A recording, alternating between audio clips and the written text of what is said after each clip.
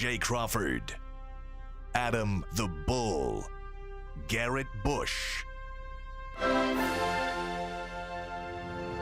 and so many big names, it would take me hours to say all of their names.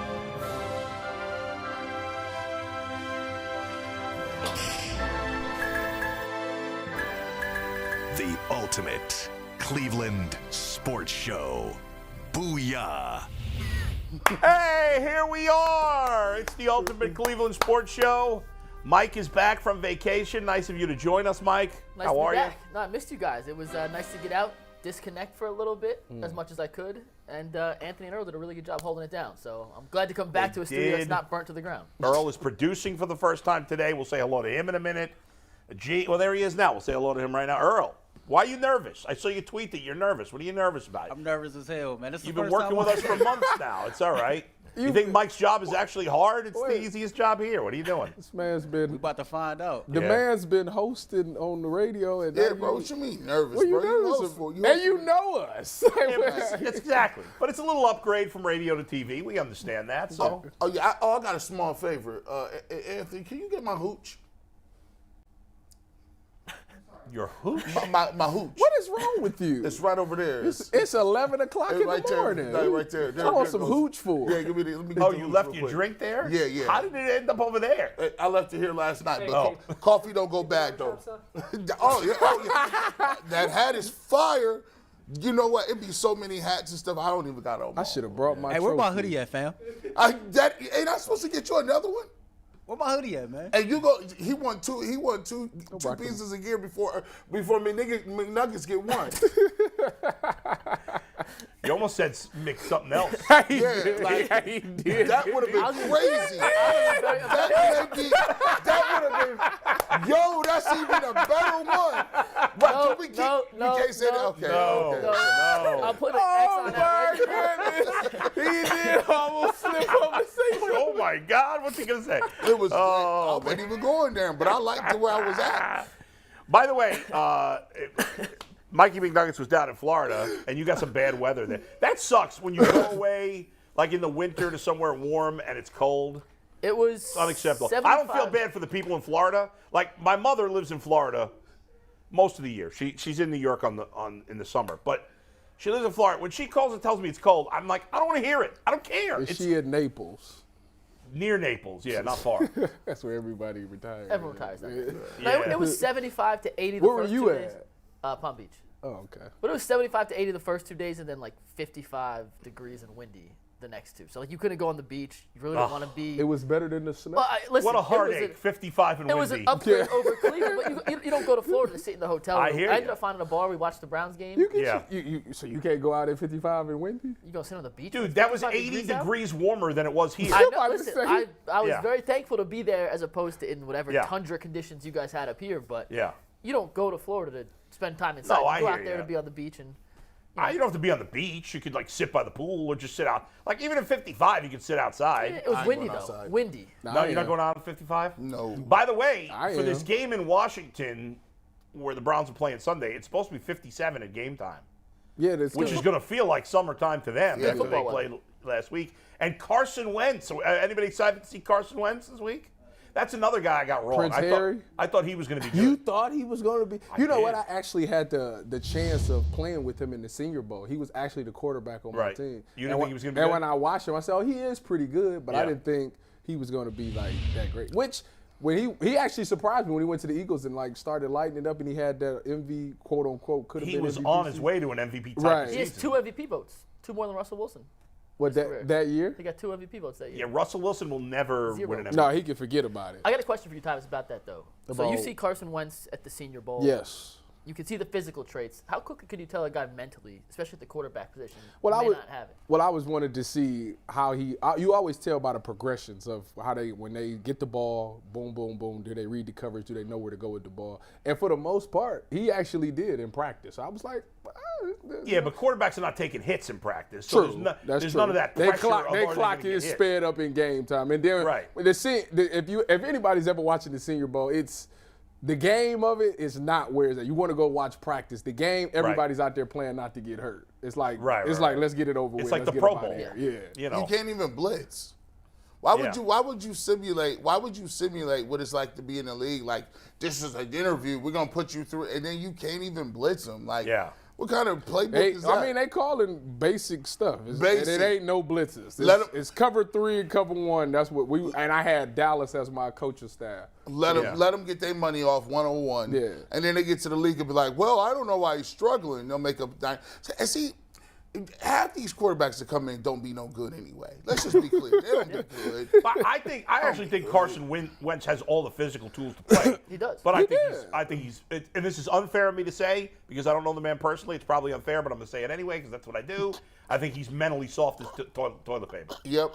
I'd agree. I mean, he panics. He panics more than any quarterback No one has ever. more terrible decisions where you're just like, throw it away. I've never seen a guy panic as a quarterback more than him. We give these dudes excuses. You're gonna ruin him. So you take you take Zach Wilson over Carson. No, I don't know why he got drafted. No, I'm talking to him. I mean, no, I'd actually probably take Carson Wentz over Zach Wilson. Okay. But I wouldn't want either of them. It's all kind of dudes, man. Carson Wentz is like a You know 1 what? and You Zach know what we Wilson's should a do? 0. We should do this.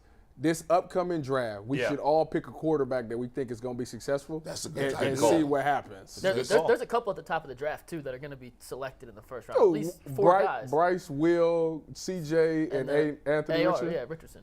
You think Anthony Richardson is going to be that deal? I'm not saying he'll be good. really. I'm just saying I think he'll be drafted in the first round. If your process, I'm trying to figure out how AR is in the first round, but not Hendon Hooker for Tennessee. Hooker's 25. Can't draft a guy named 40. Hooker. It's inappropriate.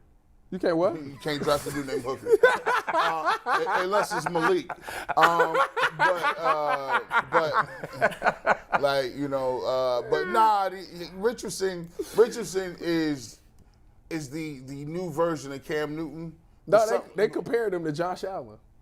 I see that too. All right, guys, real quick. We were talking about this before the show, before we get to our first main topic of the day. We'll send it to Earl for that. As far as you can remember, real quick, who's a quarterback you thought was going to be good coming out of college and you were wrong? And who's a quarterback you thought was going to be good out of college and you were right and maybe other people didn't think it? Can you think of anybody? I thought Manziel was going to be a stud. I really thought he was going to be a stud. Really? Is there anybody you thought was going to be good that the general consensus did not and you were right about it? Give me a sec. Manziel sticks out as like my one. When I used to blog a lot, we did like quarterback project. I thought Manziel was gonna be, and this is before I had any ties to A&M. I just thought he had whatever that intangible it was. He clearly didn't. I was so wrong. The only thing I can think of is, you said who I thought was gonna be good and did not turn out to be good. And who you thought was gonna be good and you were right and it was against the general consensus. Had to be a quarterback. No, quarterback. G, you got one? Yeah, so the dude I thought was gonna, I thought Manziel would be good. A lot of people. I thought he would be good. Yeah. And then that just went to hell in a handbasket, that was so that was fast. terrible. And the guy who people was like doubting, but I thought I knew was good, was like Donovan McNabb. See, I'm kind of old. Yeah. McNabb back in the day, they was like, oh well. I'm like, no, McNabb is that deal. I mean, he never won a Super Bowl, but he way better than what the projections had when he was coming out. What was his rookie season? It was. Well, he was the second overall pick, wasn't he? Yeah, he was second overall pick. Yeah. It was 99, right? No. 1999. 99. Yeah, right. We took Couch. Yeah. They took McNabb. Let me go back and look. It's funny because I knew McNabb was going to be good because at the time I was going to school in upstate New York, not far from him, and like we covered Syracuse at our sports station, and I was like, man, and I had gone to some Syracuse games. I had seen him play, and I was like, this guy is phenomenal. Yeah. So I thought he was going to be good, but more recently I was right about Lamar, and Lamar was not. There were a lot of people. There were people saying Lamar should be a running back. Yeah, Bill receiver. I mean, they straight up was like, oh no, he's changed the receiver. And I thought he was good, but I've blown it. I thought Carson Wentz was going to be good. I thought Josh Rosen was going to be good, and probably the most egregious of them all, I thought Brandon Weeden was going to be good. I didn't like Jared Goff at all, and he's been. I didn't like up Jared and down. Goff. I don't know if that validates. Sam Darnold's another guy. Sam Darnold and Zach Wilson are two guys that I did not think were going to be good that I was right about, that most people thought were going to be good. I never liked Sam Darnold, never liked Zach Wilson. Yeah. Everybody gets some right, some wrong. I can't think of nobody, actually. Yeah. This is sad. I was right on Christian Ponder. E.J. Manuel? I knew he was garbage. Oh, we knew E.J. Manuel was garbage. I'm like, Oh, bro. God, yeah. Does Justin Fields count? I mean, I know it's What you early mean? to his tenure, but He's got to do it for more than 1 year. I'm biased on that one, so. I think I thought he was good, is my he's point. trending in that direction, but he's got to do it for another year. I'm just saying it didn't matter to me because even if he wasn't good, I would tell you he's still great. This year's is C.J. Stroud. I would come back to school if I was him. Nah, no way. No way he do. You go. All right, you're not jeopardizing. All right, who'd you rather have right now, Tua or Justin Fields? Justin Fields. I don't think twice. Justin Fields easily. Isn't that funny? Easily. Week 6, week 7, nobody would have said Justin Fields. I just don't trust Tua to stay healthy. And I never liked Tua that much. Tua is about a hit away from being up here talking with us. Yeah. There you go. Just And they're for a living. They're going to blow their. I don't know who's going to be the 7th seed in the AFC. Whoever it is not very good. But all those teams, and that's the crappy thing as we turn the page to the Browns. We'll send it to Earl in a second. That's around be Pittsburgh. Had the Browns won last week, they'd still be alive. Yeah. And it wouldn't be crazy at this point because the Dolphins are falling apart. The Patriots aren't any good. I'm interested to see how Pittsburgh finished their season because ultimately they kind of switched places, the Browns and Pittsburgh. We on the outside looking in. Yeah. Pittsburgh is where we were supposed to be. Well, they're probably not going to make the playoffs, but they're still alive. That's what I'm saying. As far as if they make it, I'll be like, oh, that could have been the Browns. If the Browns win out, they will finish in 3rd. At the very least, they would have the tiebreaker over the Steelers. It's your doomsday scenarios coming up. The doomsday scenario Steelers is make this. the 7th seed. Is that the Steelers finish above the Browns. Baker Mayfield looks like they're going to re-sign him and he's going to be a starter next year in L.A. That ain't happening. Come on now. Hey, bro, this is bad. Listen, these 2 games, I don't like. He sucked all year, but 2 games he's getting that job. Hey, he might get that. I think he's gonna get resigned. We're gonna get resigned. Sure. But Stafford's probably gonna be back. Stafford is cooked, man. He need to go ahead and man. Why would they definitely sign him? I mean, like he'll be their backup next year. I don't know. Stafford getting carried away about 2. Stafford. Baker's had like 4 good games out of 25 in the last 2 years. So if he finished these last 2 games pretty good, I think the Chargers are going to kick his ass this week. That's an interesting one. All right, Earl, what's on the docket, buddy? What's going on? All right, first things first, man. Our Browns talk, as always, is presented to you by Kaya Hoga. See the Hoga? Good to see somebody here can pronounce it correctly. Let's do it again. Kaya Hoga. Say it with me, bro. Kaya Hoga. Kaya Hoga Community College.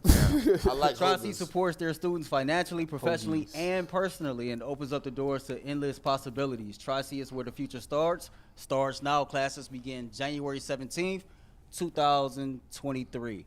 So, boy, this is the situation. Yeah. The Cleveland Browns offense has been stale, to say the least, since Deshaun Watson has taken over as quarterback. We're averaging 9.2 points a game in his 4 starts, and we have like 1 offensive touchdown a game. So who's more to blame for that, Deshaun Watson or Kevin Stefanski? The floor is yours. Yeah, I think it's Deshaun Watson, and it's understandable. We all way underrated how rusty he would be. And I thought he'd be rusty, but not even close to this. Now he's improving. But however, I am convinced that this is the breakout week for the Browns offense under Deshaun Watson. He's drinking the Kool-Aid. I am convinced that it will happen. Now, you can say it doesn't matter because they're out of it, but the weather's going to be good. They ain't got nothing to lose now. They're going to be loose. Nothing to lose. And we can say, as depressed as we all are about the Browns right now, we will feel much more optimistic if Deshaun Watson plays great in these final 2 games. It's only funny to me. Yeah. Because I literally said about what you said last night on my podcast. Oh, you said that? I said, you know what? At first I said it's going to be a pretty close game. I said it's going to be like 24-17. Then I said, you know what? They playing with house money now. They going to open this thing up. The Browns is going to win, double-digit win. It's going to be an electric performance. And all us Brown fans is going to say, why haven't y'all been doing it? Because that's just what they do. In fairness, right, Deshaun has been rusty. This past week, the weather conditions were crazy, extreme. I don't know. I think there's a lot of blame to go around for why the offense has been stale. Mm-hmm. I think in these particular games, I got to blame Watson more, even though I don't blame him like in a let's get rid of him type of way. Just like He's rusty, whatever. The offense was good before he took over. The offense has been playing well. But, listen, this is the thing. He says they're trash. This is the thing, though. Yeah. As bad as they looked, they left like 21 points on the field. They dropped 3 touchdowns. What are we talking about? But 2 of those touchdowns were on the same possession, so it's not like they left 14 points on the field. No, really 10 because they scored a field goal on the last one. Or 11 points. So they should have. Whatever. I hear you. And the wide receivers and the skill position players in general and the offensive line all contribute. It's a team effort. I don't know that you can blame one particular person. But the bottom line is Deshaun Watson's being paid and is expected to be a superstar. Is he not? Yes. Do we all expect him to be a superstar? Yeah. I know I do. So is he trending in that direction? Not yet. I think he will eventually. Okay. What do you need to see? Like statistically wise, I don't even know if it's statistically. I can't even throw for 300. When the last time you seen anybody for the Browns for rudimentary 300 yards? Baker threw for 300 yards against the Chargers last year. No, it was Brissett against Buffalo this year. But that's a lot of garbage time yards. I want to see Deshaun, like you know it when you see it. You played the game, you know it. When you see a quarterback who's playing great, you're like, that guy's freaking great. And you know it when you see it. Who are you blaming? Are you scared by anything the Cleveland Browns tried out? If you are safety, are you sitting in the film room being like, ooh, Browns coming into town? These route combinations is crazy. I would feel that way about Amari Cooper.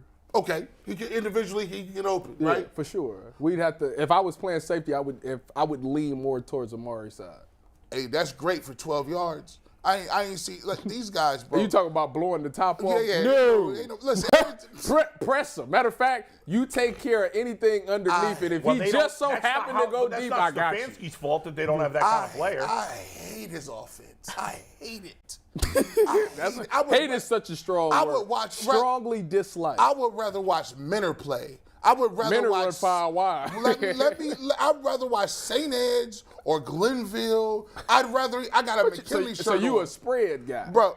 Listen. Well, you know they came out with this thing talking about they want to go air raid. So you like that? I need you to do it to the max. If you're a run team, you better be the best, most creative, dominant. They were for a while. Man, 16 carries ain't no dominance. He had 24 carries. Hey, the placebo. You should have had 60 last week. He had. Now you get crazy. He is never satisfied. I know. Never. 60. When I watch. Wait a minute. Did the Saints run the ball 60 times? Hey, they brought Taysom Hill in and ran. Did they run the ball? It was 39-34. So what are you talking about? So nobody ran it 60 times. So the Saints had 39 carries. Okay, they did more than the Browns. By 5 carries. Bro, you know that. Stop it. 17 of Watson's pass attempts came after they were down 17-10. Hey, I'm going to say this to you, McNuggets. These guys is running rudimentary bootlegs. Ain't nothing I seen. We should run more bootlegs with Deshaun Watson. Oh, my God. Where's the RPO game y'all was talking? RPO to death. The weather conditions wouldn't allow we ain't seen none of them. Back to Earl's original question, though. Who's to blame more? Yeah. I think, Bull, you're right where it's everybody deserves some of the blame. We have receivers dropping passes. It looks a lot different if certain things happen and outcomes are different. But you look at the offense for the first 11 games with Jacoby Brissett. The only change since he's been out is Deshaun Watson at the quarterback, and the offense has taken a step back. So if you're going to blame somebody. Some injuries on the offensive line, right? Yeah, but they're all back now. They're all back. Yeah, like that was the first game back. Yeah. But if you're going to blame one person, the main change has been at quarterback. Stefanski hasn't changed. The receivers haven't changed. The running backs haven't changed. I think Watson. I think the scheme has changed a little, not maybe as dramatically as we'd all like, but I think that's hard to do during the season. Don't you think it's hard to completely reform the offense in season, or no? I think to reform the whole offense, absolutely. But I think you can add some wrinkles, and they should be able to handle that. Look how easy this is. Yeah. Look how easy this is. Let's not make it room service. Let's not make it overtime. This goes back to the adjustments thing again. Here, you know what? We're going to run this. I don't think they can handle it, G. We're going to run this. Here's what we're going to run. Right here on two. On two. Ready, break. You're saying the Browns never do that? I don't see this route. I don't see that route. Who's running that? Wait a minute. Let me get it on there. Put the camera on. Oh, okay. So who you got that's gonna run this route, and who you got that's gonna run this? Nobody. My point exactly. Well, so why are we calling it? Nobody. Why the heck would we call it? So if you wait, hold on. G. You just made a point. You keep blaming Stefanski, but you're saying they have nobody to run that route. So what you should be doing is this, then. Hold on. This is G's the king of the pivot. The king of the pivot. G. You should be running this, then. Here, this is G's answer. He don't want to say it, but I'll say it for him. Who's to blame for the Browns? Who's that? Andrew Berry, if you can. There it is. Oh, so we can go to Berry, right? That's who you want to say, because what you're talking about is not on nobody. So if you ain't got no receivers, this is what you should be running. So you a zone guy. This is what you should be running. There it is. Let me see that. There it is. Wait, time out. Tyvis, Andrew Berry is responsible for 1 touchdown a game and 9.2 points per game in the last 4. Well, if you ain't got the personnel to run the plays that G is drawing up, who are you guys blaming Stefanski. for the struggles of the offense? I'm just asking. Stefanski. Then why was the offense better with Brissett? Yeah, let me finish. 70% on Stefanski. Thank you. I'm gonna give 30. I'm gonna give 30 to Deshaun Watson because the 30% he had 2 terrible weather games. Then he only had 1. No, it was cold. It was cold as hell against Baltimore too. That wasn't great. Yeah, that ain't got nothing to do with anything. That's normal cold. I mean, he looked decent in that game, and they won. What does that have to do? If it ain't windy, it doesn't matter. Well, here's the thing, bro. You play in Cleveland. You got to be able to play in cold weather. I mean, last week is extreme. There was not great weather game for 2 games, as I repeat. and the Texas game is his first game back. Yeah. Now, look, if he come out here and play terrible and it's 57 degrees, chalk it up. Well, that's my question. It's not a very good Watson. You said they're going to break out. Yeah. If it's another 1 touchdown performance, I think at some point we're going to see the old Watson again. It may not be this year, maybe next season. Yeah. When do you start to worry that maybe he's just not going to be the same player? I wouldn't worry unless it goes into next year. Next year? If it goes into next year, then I'll start to panic. Because you got to give him the whole off season with the team. You got to give him the whole preseason and training camp. Because let's be honest, guys. The Denver Broncos are a disaster right now, right? They're screwed. Yeah. They traded for a veteran quarterback. They're paying him a ton of money, and he's not any good. And you see how they reacted. If the same thing happens to Watson, if they had Russell Wilson for a whole year. Not even It's hilarious. Not even that. The Hackett dude guy, they got him up out of here for like 15 games. Didn't Matt Rule come in with Stefanski? Yes. Matt Rule got hired the same year as Stefanski. Yeah. They spent all last year talking about he was going to get fired this year. Did he ever get a quarterback that he wanted? No, he couldn't. He didn't even get a quarterback he wanted. See, and that's so you got Did he ever go to the playoffs? No.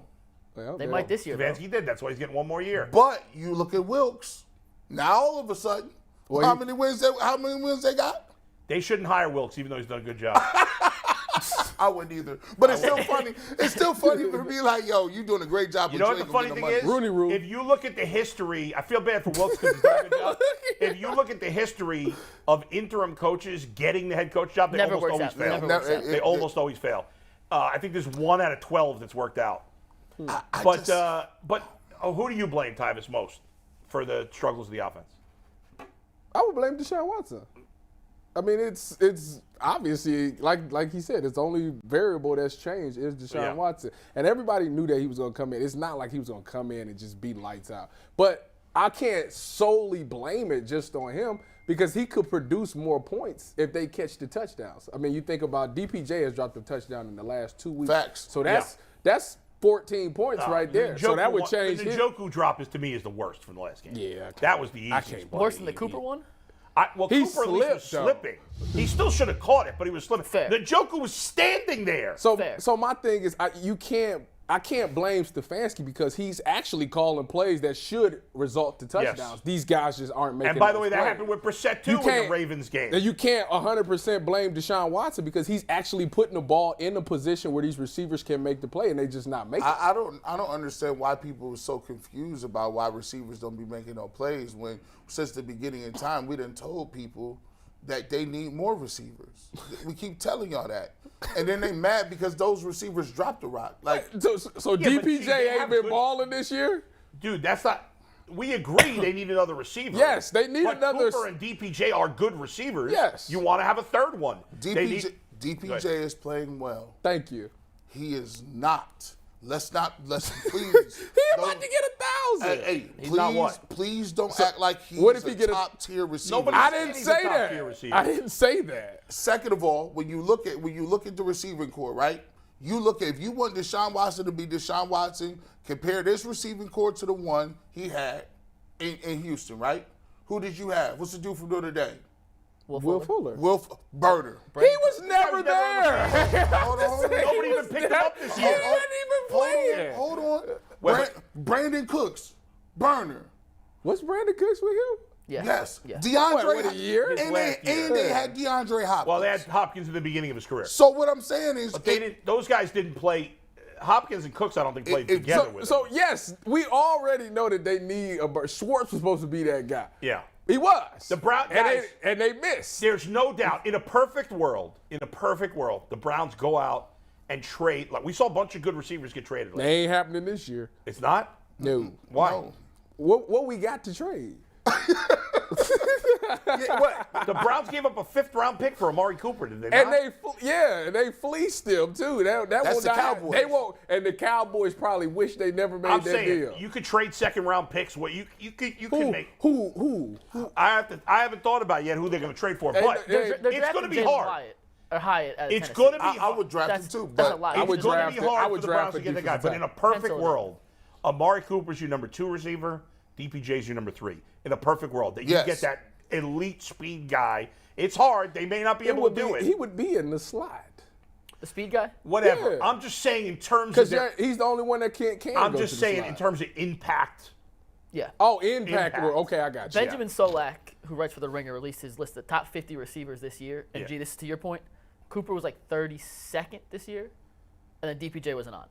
So the top 50 receivers in the league, 32 teams, 2 receivers each. DPJ's probably somewhere around 50. Yeah. And Amari Cooper's a lower-end number 1 receiver, in my opinion. He had him as a high-end number 2 is how he writes Listen, Amari, the reason Amari is 32 is because if I'm playing the Cleveland Browns and I'm in the secondary, guess what I'm saying? Right. Wherever Amari is, we slide in coverage and roll in coverage. Right. We'll go with the one-on-one with DPJ. Right. If you had another burner or somebody else to fear for a defense, we can't just double because we got to worry about that guy too. Although in fairness, that's the problem. In fairness, they had that in Dallas with CeeDee Lamb and Michael Gallup, and they still traded Cooper away. He didn't have a great year last year. They wish they did. That was dumb. They wish they did. A lot of people thought. So if you looking at the offense and you looking at it as a whole, when I look at the Browns offense, we taking this to the vacuum like, oh, it's good enough. No, it's not. It's not good enough. You know why? They were scoring 24 points. No. So I don't agree with you, G. I don't think we think it's good enough. Okay, well, I don't agree. I don't let me put words in your mouth. With you. Yeah, I'm with you on this. That's a Browns fan mentality. Baker's good enough. Stefanski's good enough. Whatever. And somebody tweet, as much as I've defended Stefanski, I saw somebody tweet today, he's got the best record of any Browns coach since '99. We don't care about that. Is that true? Those are not reasons to keep him. I could care less. My reason to keep Stefanski is I think he's a decent coach and I think there's only a few great coaches. Do you think he's I think most decent coaches with time and weapons and things around him will get better. Would you say he's a great leader of men? No, I can't say that. Earl, hilarious. Yeah, but we also don't know that for he said. I get why that's such a narrative because he doesn't get animated on the sidelines. But Jason says it, and we just don't know what a guy's like in the locker room. And I mean, you played for Urban. I did. Play Urban's in your face at all times. I'm sure you played for coaches who were more laid back, but once the door closed to the outside world, can turn it up a notch. Gee, I'm sure you did Carroll too. a great leader of men? Yes. He was? Yes, he was. But he wasn't necessarily animated over the top. All the fiery dudes. Pete is one of those guys that if you see him, he got a smile on his face the whole time. But he definitely is a great coach. Let me say about 2 cents before we move on. Mm-hmm. But like you're saying, you can tiptoe that line. Like you don't have to be you don't have to be Dan Campbell at all times. No, and by the way, none of us know for sure that Stefanski's not a good leader, but he doesn't seem. Earl do because he keeps saying it. Well, none of us really know that. I ain't gonna say I know for sure, but it's hard to convince me that he's only because he's a mild-mannered coach do we think that, right? Like, I'm gonna just keep it real. Keep it real. Let me ask you this before you keep it real. Okay. Kevin Stefanski or Eric Bieniemy? I'd probably say Bieniemy. Okay, go ahead. Keep it real. His playbook's better. Now, LaShawn McCoy said that he's terrible. But he's got Patrick Mahomes. LaShawn McCoy said he can't really call plays. But go ahead. And LaShawn McCoy hates Eric Bieniemy too. Yeah, I know. LaShawn McCoy. He can't stand it. He said he's not good at calling plays. I think the way I'm looking at it, and this is just could be a conspiracy theory, but it's probably not. The tea leaves is saying this. Kevin Stefanski really don't even have that much say. Kevin Stefanski, to me, when you look at the organization from top down, Kevin Stefanski may have 15%. I feel he don't get a say on the players. I feel he don't even really call the plays like that. They just. I don't agree with that. That's baloney. Hold on. Come on. Hold on. Yeah. I feel like that when they go in and when they say they pulling knowledge together, I really feel like they pulling knowledge together. They sitting in there with a bunch of people talking about what plays, what players, how to scout, all the above. I don't even think Kevin Stefanski even have the juice to get rid of Joe Woods during the middle of the season. So he on strings. Bro, I don't buy that. And that I know some of it is referencing an article written by a local beat reporter who I personally don't have a lot of respect for. Everybody makes their own choice. And I clearly, if you read parts of the article, the guy is scared of the word analytics, as a lot of people in this town are, and doesn't even really understand what they mean. It's clear when you say, well, he has to, in this article it said, well, Stefanski has to throw it a lot or he's going to get fired. Well, the Browns ran the ball fourth most in the league. Yeah. So he's obviously not throwing it a lot. So let me ask you a question. Do you believe that Johnny Manziel, they called down and said, put Johnny Manziel in the game? Yeah. I do believe that. Yep. So why would you not believe that they would be sitting in there calling plays too? There's a big step. Because if you're talking about ownership don't really know the X's and O's. So that's why you hire the guy that does. You know how many owners don't know the X's and O's? So you can make a suggestion. You can say, listen, I really want to see us throw the ball down the field. So, as a head coach, all right, during this course of this game, I got to take some shots down the field. There it is. But they're not doing it, don't throw the ball. They don't throw the ball down the field. Watch this. Here's the thing. This is how I know it's crazy. Because people always say, well, they did it the fourth most, right? Well, given the roster, given what they had, they should have did it the first most. Well, you could argue that if you want, but fine, G. Wait a minute. But to say they're throwing it to please, if they were trying to throw it to please the owner, they'd be a lot lower than fourth in running the ball. Wait a minute. Here's what, and we can get into the minutia. What I'm saying is it's not minutia. It's obvious. They don't throw the ball that much. No. Actually, that's not really the minutia. Yeah. If you sit here saying they don't throw the ball that much, it's about the situationals when you throwing the ball. If you look at if you are 3rd and 2, right? You should run the ball. Run the ball. That's what they threw it, right? They should throw the ball. They came back in 4th and 2 and threw it one route. And listen, no one's defending Stefanski on those play calls, but to say they don't run the ball enough, it's all circumstantial. And your boy Cleve TA, I want to pull a stat real quick. Yeah. He tweeted out this morning, explosive play rate. The Browns are 3rd in the NFL in explosive run rate this year. Super high. They're 27th in explosive pass rate. So if this mantra from upstairs is we need an explosive air raid offense, Stefanski's not listening. And by the way, in the last 4 years, the 8 teams to go to the Super Bowl, 6 of the 8 were top 5 in explosive pass rate. The other 2 were 9th. So you have to have an explosive passing team to go to the Super Bowl. And we don't they're have 27th. That. We don't they're have 27th. that. It's not like those guys are growing on trees. Name me the last team that won a Super Bowl without either a great quarterback or a quarterback, Baltimore Ravens, or a quarterback who played great in that postseason. Can you consider the Broncos with Peyton Manning? But that's statistic. That's a great one. You can't say a great quarterback or play great. Like, no, you can't have it both ways. I can't. Who was the Super Bowl that played bad? Russell Wilson. You're not going to win. No. Russell Wilson did. Gee, I'm not saying just played great in the Super Bowl. I'm saying played great the entire postseason. Russell Wilson. Well, you got to. No, the answer is Peyton Manning. The answer is Russell Wilson.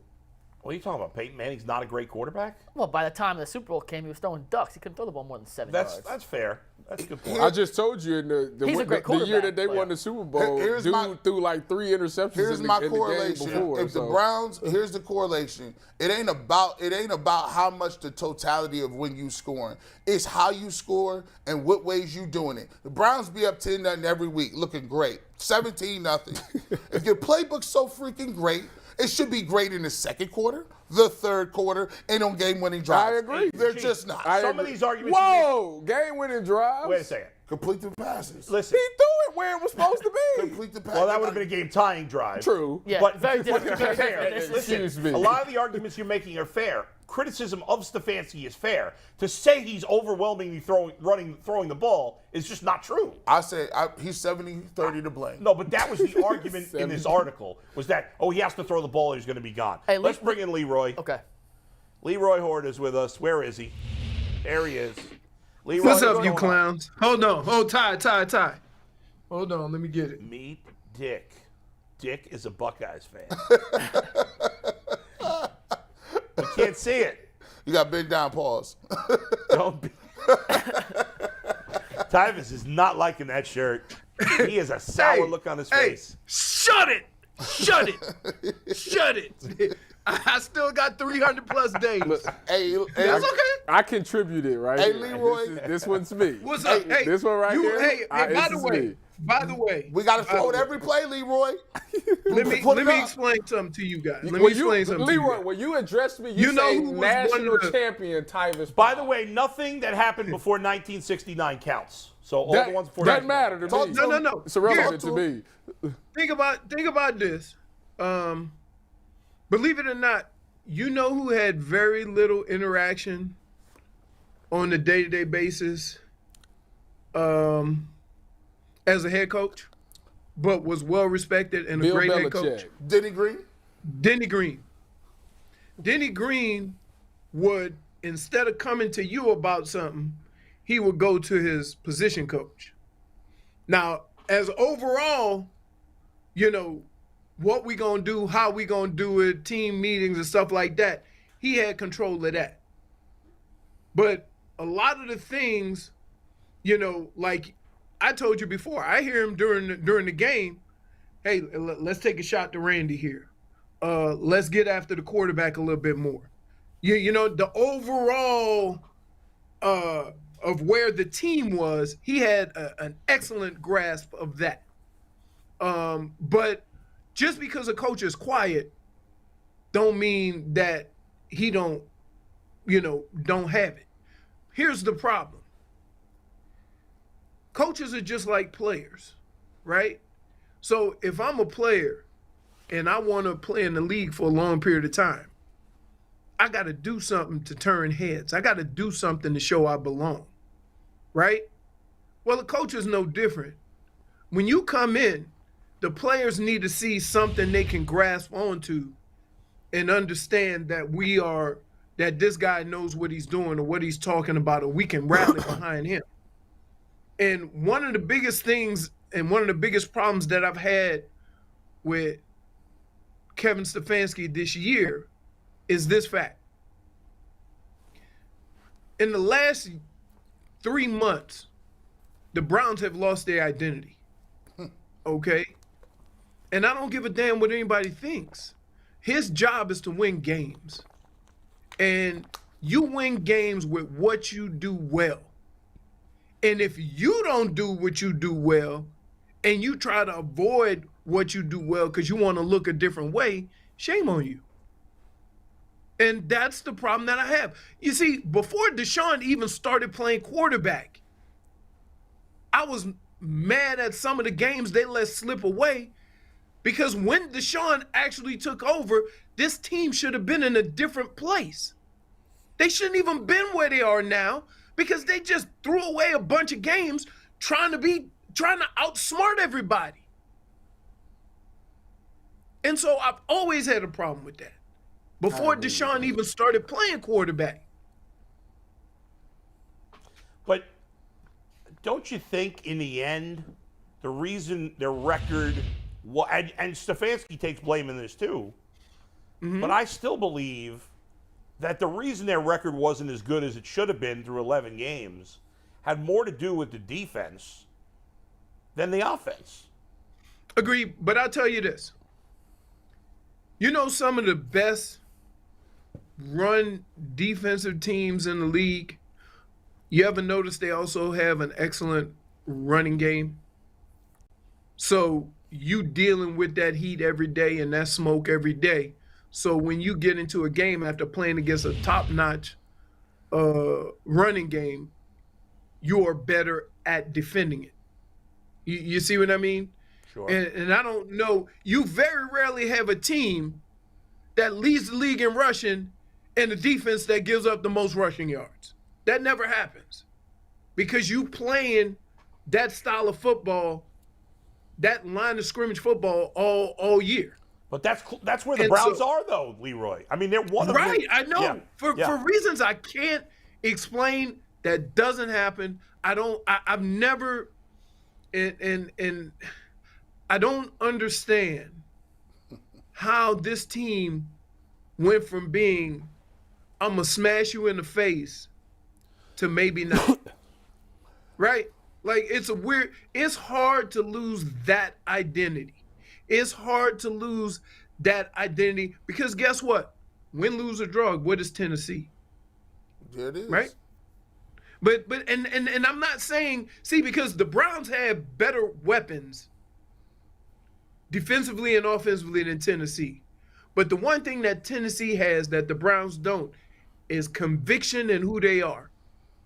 Right? There's not a whole bunch of, confusion when you go into work on Monday or Tuesday who we are. None at and all. that's Although kind of Tennessee's gotten going away down from the tubes, Leroy. but I'm not. Listen. Yeah. It doesn't always win. You think I'm talking about being a certain type of football team with winning. All right. No. You have to bring the best version of yourself to every game. And if it doesn't work out, I can live with that. But you know what I can't live with? Trying to be something you're not. And that's why when people leave, where they bring up the Browns did this the third most in the league. When you're trying to be something you're not, you don't end up at the top in nothing. You're not a great passing team. You're not a dominant run team. You're just somewhere in the middle here. And so even when Brissett was playing, we're like, okay, well, why would you throw that game away? You know who your best player is. You know what you should be doing. Right. But even when he was there, they wasn't doing what they was doing. So my thing is, when you come into anything, and when you talk about defense, well, that's his job too. I don't know no person who says, if I'm working somewhere, you know what, I'm really good at my revenue reports, but I turn stuff in late, I don't read emails, and I be kind of tardy, and I'm difficult to deal with. Your boss is going to say, well, listen, your revenue reports ain't going to be the thing that keep you here, bro, in this job. You need all of that. And my thought process is the Browns don't have an identity. They don't know where they want to go with this thing, and it's scary to have a Deshaun Watson with 230 taking up that much cap space, and you in this in-between where we don't know what we want to do. When you make that move for Deshaun Watson, that's supposed to be cherry on the top. That's supposed to get you over the hump, right? But we ain't even started up the hill yet.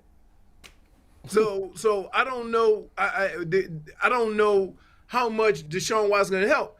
I heard you guys talking earlier. You definitely need some speed. You need to affect all three layers of the secondary, and you're not quite doing it.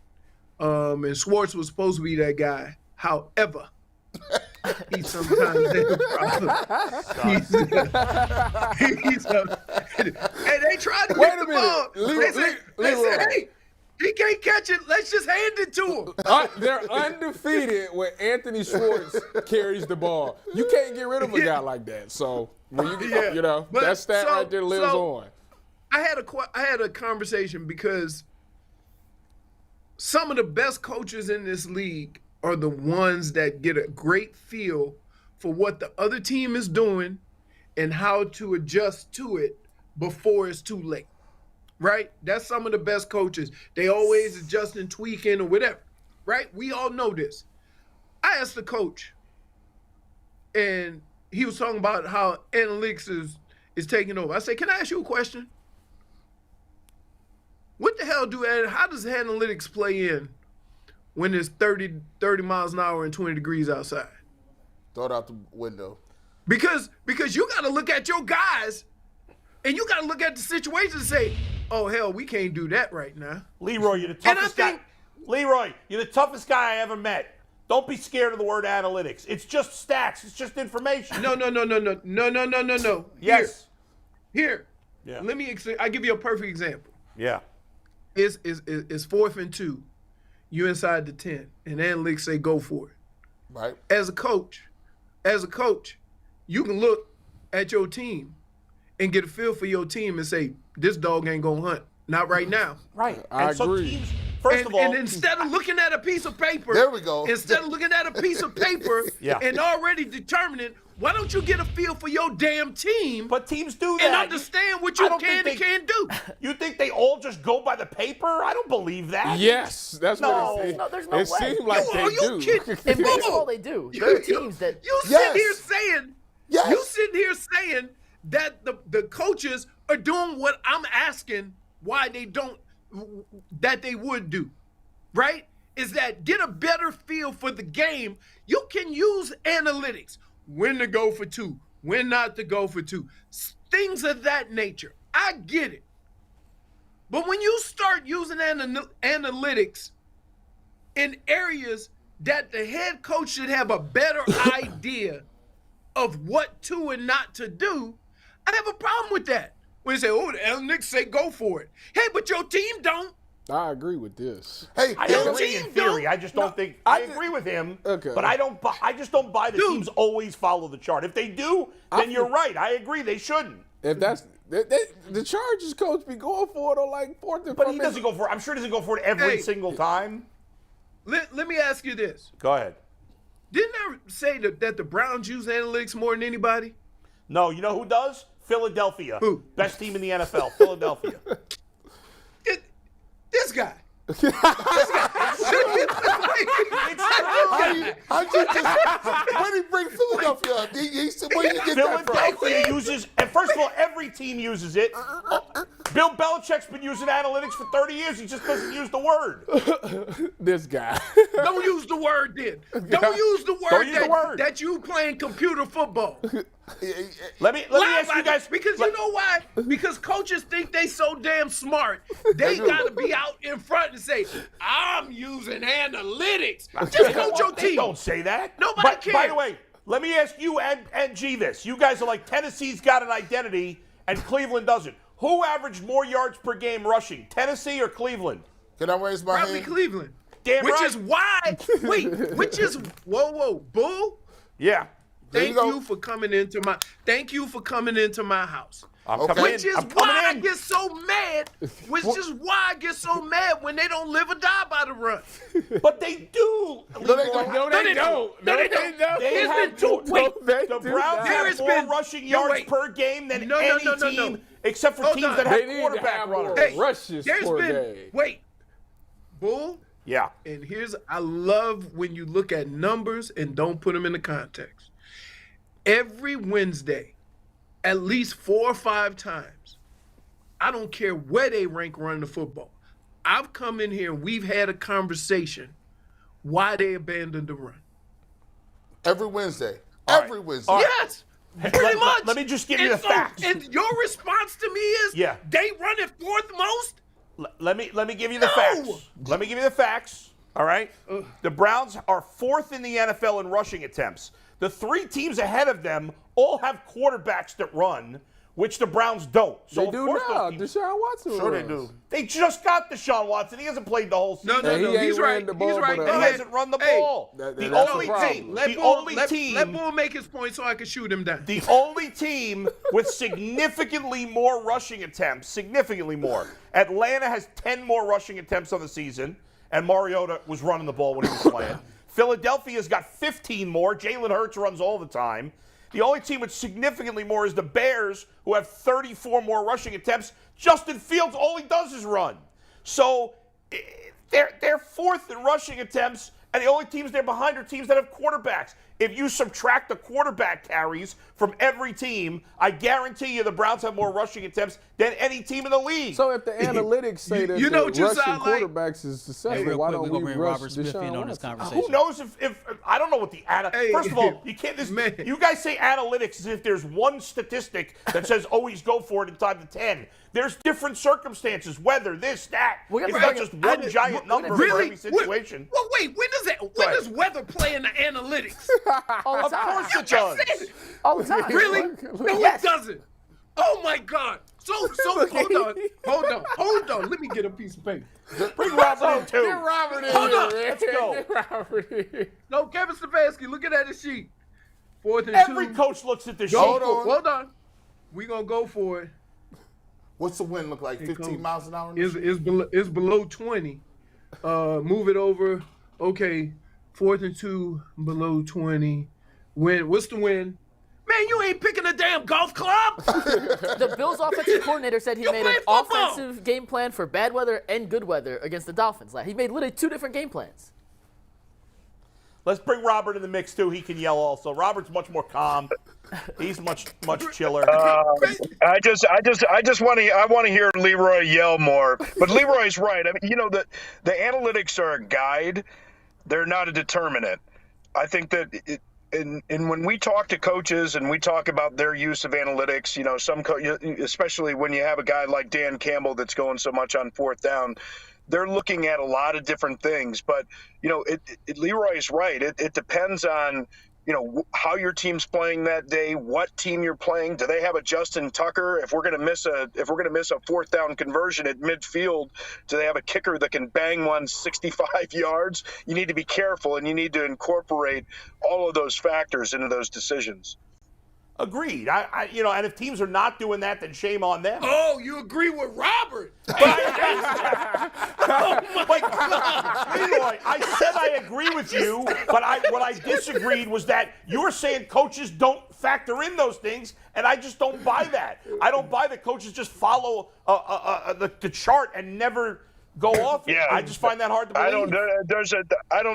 There's never a coach that's going to say we're just going to listen to the chart because they're going to do it by feel. But they're going to need different levels of input. Now, I say that with full knowledge that this coach has now been fired. But like Nathaniel Hackett and talking about clock management, game management, they brought in an expert to kind of help with some of those decisions because, for all of us, we haven't coached NFL teams, right? We haven't had to deal with all the different issues that happen simultaneously on game day.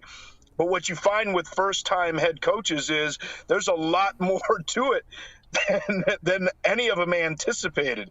So they need some help there. And there are companies that actually create these data sheets based on the opponent that they're going to be facing and all those other factors that change from week to week. It's not just a pure, okay, well, you're down by 5, at this yard line, do you kick it? So they have detailed reports each week that are prepared, and they use those as a guide, but they don't use those to just automatically decide whether or not they're going to go in a certain situation. I can't say whether or not. It used to drive Wendy Nix crazy, Jay. Well, Jay's not here. He's off today. Oh, Jay's not there. I'm sorry. No. Jay Crawford would know. I just assumed he was there. He's hiding in the snowman. He is. He's scared of analytics. That's why he's not here. He's somewhere. Leroy, I got a question. It's going to take us a little bit off topic here, but I need to ask because you played for Bill Belichick. I was talking to a friend over Christmas about how Tom Brady's kind of had the upper hand on Belichick since they split ways. He won a Super Bowl in Tampa Bay. The Patriots have been about 500. We came to the conclusion the only way for Belichick to now get the upper hand back on Brady is to come back and coach the Browns and lead them to a Super Bowl. Any chance? Any chance? I mean, that'd be the one thing that can't be topped. That'd be the cherry on top. Let me ask you a question. Yes. Here's what you need to know about athletes and people in sports. You think the way that Cleveland ran him out of town, that he gonna be willing to come back and let you get a piece of his legacy? But that was the Ravens. Hell no. That's the old version of the You think players hold a grudge? I know coaches are even worse. So no. You can call him, you can bring him back, you can do whatever you want. He like, I'll pass. There's no amount of money that would get Bill Belichick back into Cleveland. None. No. And by the way, Bill's agent was my football agent, Neil Cornrich, who's right there in Cleveland, but no chance that Bill Belichick's coming back. And I'm not saying that because Neil told me some inside information. I think that's just common sense. And Leroy's right again. We can make that assumption.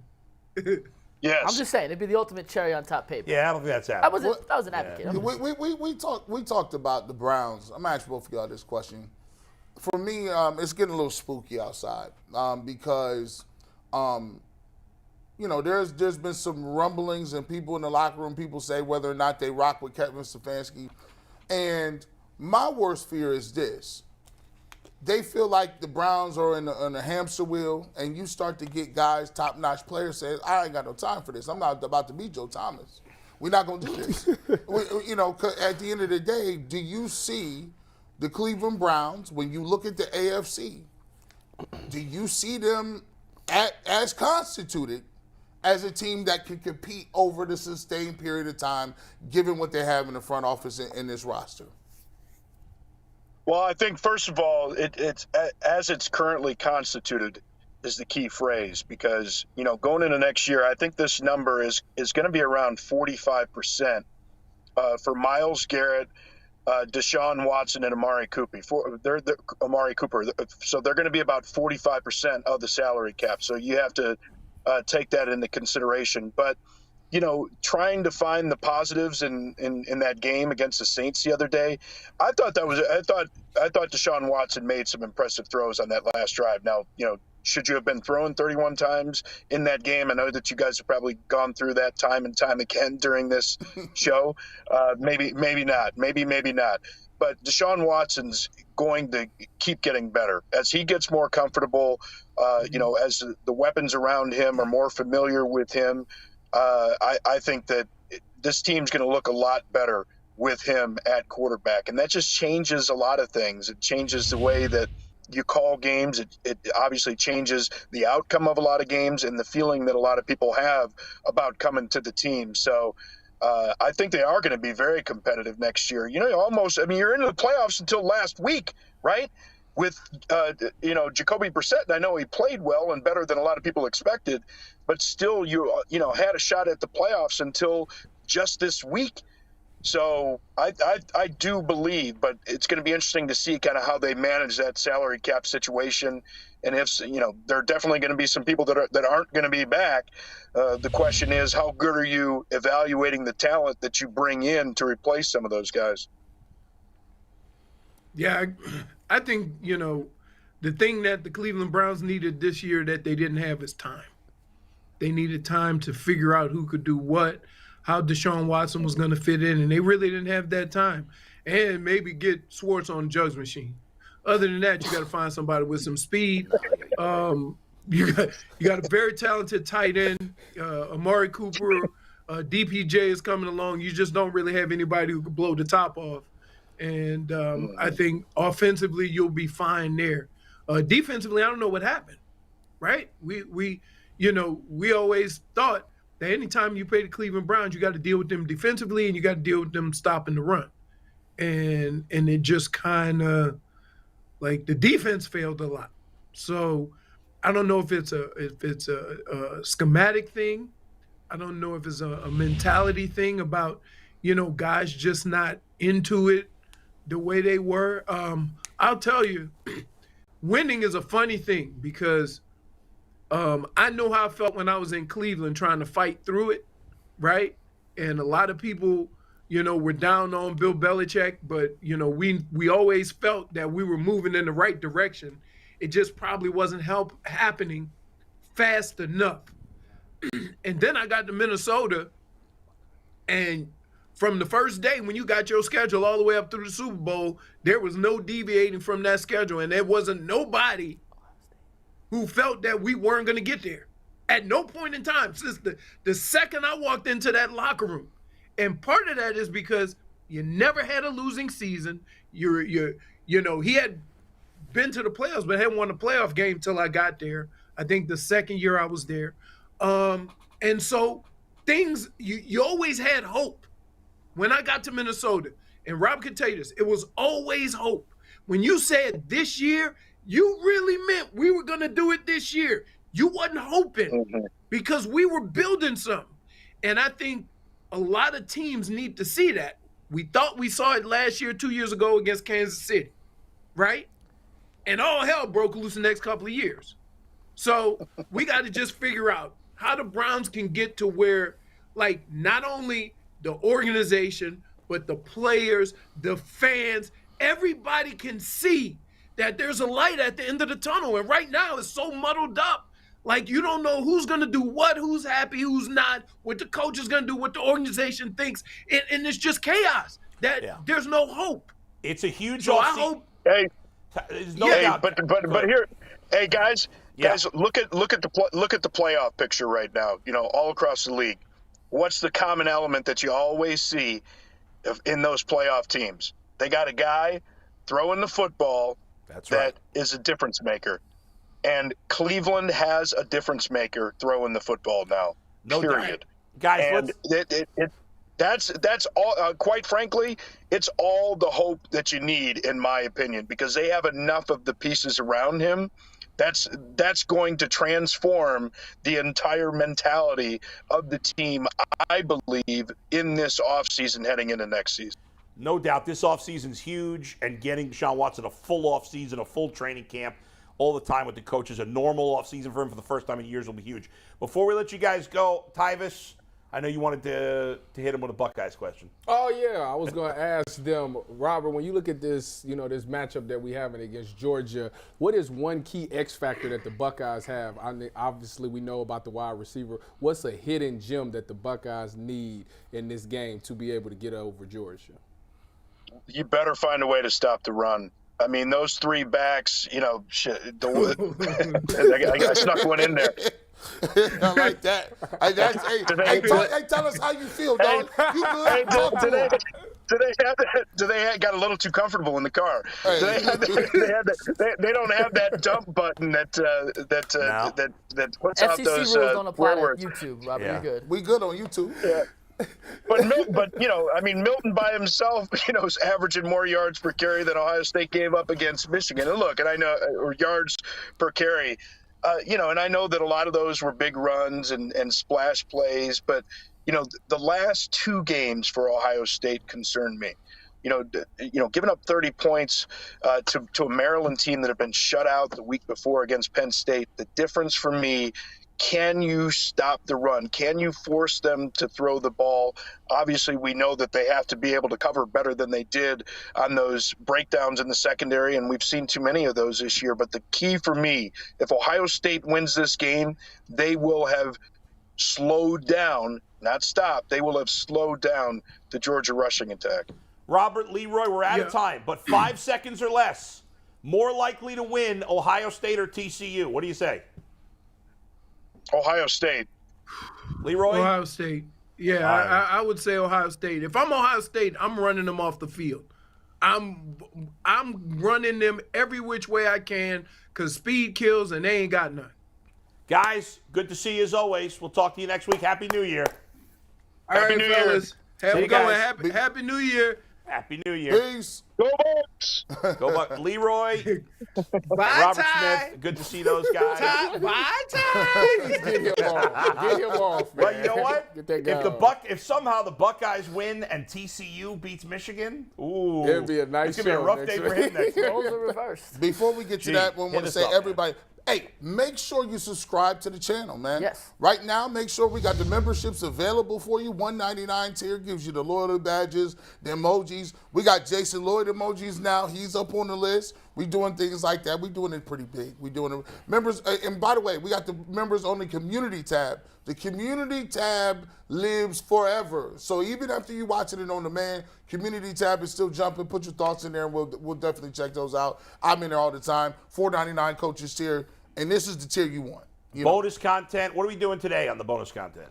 Is Mac Jones the dirtiest player in the NFL? Is that what we're doing? Yeah. Mac Jones is dirty. He is. We're talking about it. That's his boy he took out this week. Dave, Your bro. team. I didn't like that. I was pretty unhappy He about was Tyvis. that. That's what we're doing. All right, so that's coming up later today. And even if and here's the thing, the crazy thing about it is they say sometimes we know your pockets may not be like that, budgets and everything. all you got to do is subscribe to the channel. Give us that like button. The like button is free. If we got 1,000 people watching you at a time, theoretically you should have 1,000 likes, right?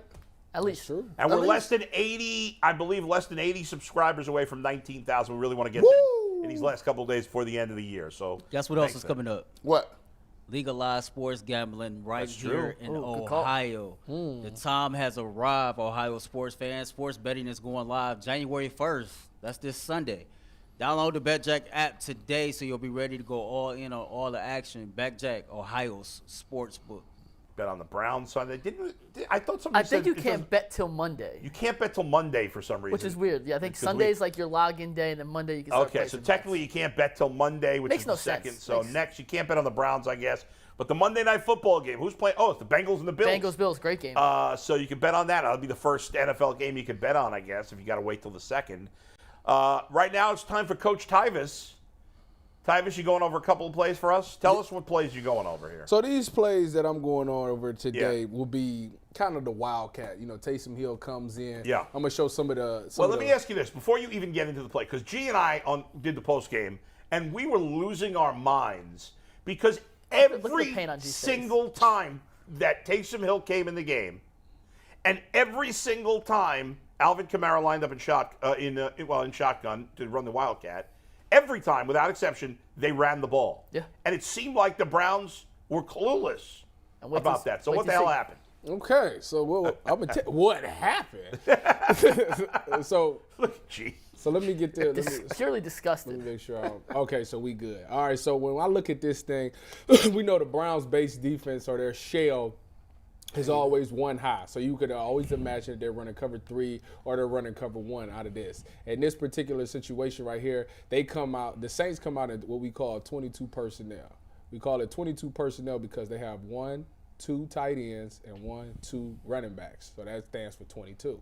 So you get 22 personnel. Now, how this thing fits up is theoretically, wherever he goes, wherever the ball goes, you got a guy who, okay, so everybody's gapped up. Let me make that clear right now. We gapped up. Boom, he got that outside gap, he got that gap, he got that gap, blah, blah, blah. And by the way, if you're the defensive end at the bottom of the screen and you got 2 tight ends over there, you should already be alerted. The GT is coming. That means you're getting blocked down on or they trying to get the edge. Yep. So you should be alerted that, hey, I got to keep some sort of leverage here.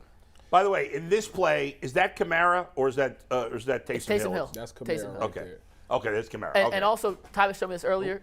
We circled Greg Newsome. That's who we're really watching this play. This is who we're watching. This is the key to the whole thing right here. Okay. So what's his responsibility? His responsibility, he's a cover 3 guy, okay? In the pass game, he's a cover 3 guy. However, once he sees this guy blocked, now his key is this guy right here because that's considered to be number 1. So at all responsibility, I got number 1 if he goes vertical. So when number 1 goes down and block as a corner, your job is to crack and replace. You come down, okay? So I'm gonna essentially, Greg Newsome, a corner, is expected to replace the defensive end. Yes. Okay. To set the edge. Because what happened? So theoretically, if it goes right, he's supposed to come down and be the new edge setter. Right. However, he would see it first, and he would probably get there first. Okay. So we're gonna take you to the next slide to show you exactly how it looked. So, play is going already right now. This is the guy right here. This is G New. Everybody else, there's been a block down on the DN. That's the DN right there getting blocked down. This is Dale Pitt has triggered, and he's had the running back that was back here, Lee's blocks, and he got that. This guard right here is coming from the other side. He's pulled over, and as you can see, he still has not pulled the trigger. What is Greg Newsome doing? And what's he thinking there? So that right there is the key problem in this whole thing. Because if you think about it, I wish I could show you the time it took him to get there. Yeah. If he triggers, he's making this block right here on this tackle down here, where now Taysom Hill has nowhere to go with the ball. because he keeps his outside shoulder free. You make contact with your right shoulder. You keep your left arm free to make sure that you got contained. If he makes contact, he's not going to win. He's going to give up some ground because this is a guard that he's going against. Sure. However, everything is condensed down to where now all these guys can come in and make a play. You want to cup the athlete. That's what we call it, cupping the athlete, so you take all the air out of it. But he's so late. I mean, look at him. He still has not taken a step down, which is mind-blowing to me. To put this into perspective, Tyvus, leave that right there. The line of scrimmage is the 34-yard line.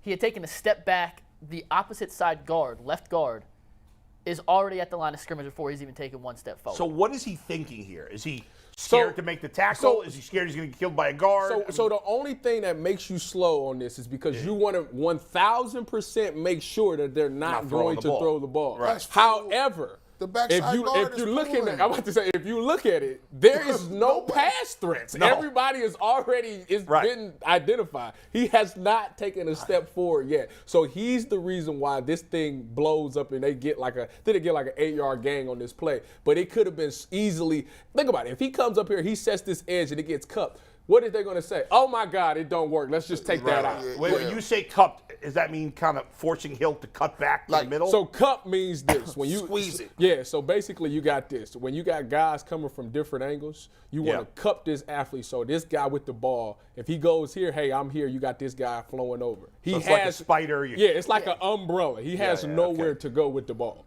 Now, but one guy fails at his job, it screws the whole thing up. Well, the defensive end got reached too. He was in a big boy thing anyway. Yeah, he was. Remember we said he got reached. The force player, the player that should be running the alley. You know, of course you think he's going to make that play. Hold on, G. We apparently have breaking news here. What do you got, Earl? So breaking news from Ian Rappaport. Anthony take tag board 4. Tua will mix week 17 with a concussion. As we all know, the Miami Dolphins is fighting to try to make the playoffs. And he's dealt with concussions all season. He's out again with another one. So the Browns would have had a legit chance. Yep. And the NFLPA is investigating this as well. Yeah, I mean, we talked about it last week. Had the Browns won, their path. Now you still need the Jets to lose one more game and the Patriots. A few other things to happen, but the Dolphins were the team, along with the Ravens and Chargers. One of those three teams had to lose out. Obviously, the Ravens won. Obviously, the Chargers won. Dolphins could very well lose out. It would have opened the door. Unfortunately, it didn't happen. We'll see if Tua might not play the rest of the year. If he doesn't, they're not going to the playoffs. But sorry, G, go ahead. No. Break it. No, it's just, it's one of them things where, when you watch it defensively. Now, I talked to Tyvus. He was on my radio show the other day. Yeah. And they're in a cover 3 look, but there are some things that you can do defensively. If you were in cover 2 or you were, doing things like that, you could basically switch it and say, all right, well, now he ain't got to worry about nothing. He's just going to come up. Yeah. Like there's other plays where there's an adjustment where you don't be having to sit back in cover 3 and diagnose anything. Correct. You just know what it is, and that's one of those adjustments. You say they should have made it easier for So basically, that seems like a pretty easy. No, so basically, when I was with the Browns in 2017 for my little cup of tea for OTAs, Greg Williams was the defensive coordinator, and he specifically said Tyvus. Well, he didn't say me specifically. He was talking to the defense. He was saying specifically the Wildcat doesn't work, and I'm gonna tell you why it doesn't work anymore. Because when they played against me, what I did was I ran cover 2. I got 2 safeties on the roof, and I got my corners. But the way I'm playing my corners is they're looking inside. So if they was to run Wildcat and it goes outside, they see run, corners, go, shoot it. So now you got the outside leverage coming in. Now the athlete is already cut because now he can't get to the outside. Right. Everybody's flowing to the ball. There's no way for the runner to go. Too many numbers. Right. Yeah. So that's what they should have done. And anytime you see a Wildcat formation, you can check cover 2 and let these corners set the edge, and now it takes everything away. Especially because the Saints ran it every single time they were in Wildcat. And I don't think there was a receiver out wide on that formation. He was in tight. He was in tight end. It was the tight end. He was in tight. So this next one, It's the same look. But wait a second. Before we get out, what I don't understand is, what could Greg Newsome be thinking there? I don't, and that's the problem. Yeah, it's like, I don't know happened? why. But you remember when they played Baltimore and J3, I was like, why didn't J3 dive? And I drew it up and explained,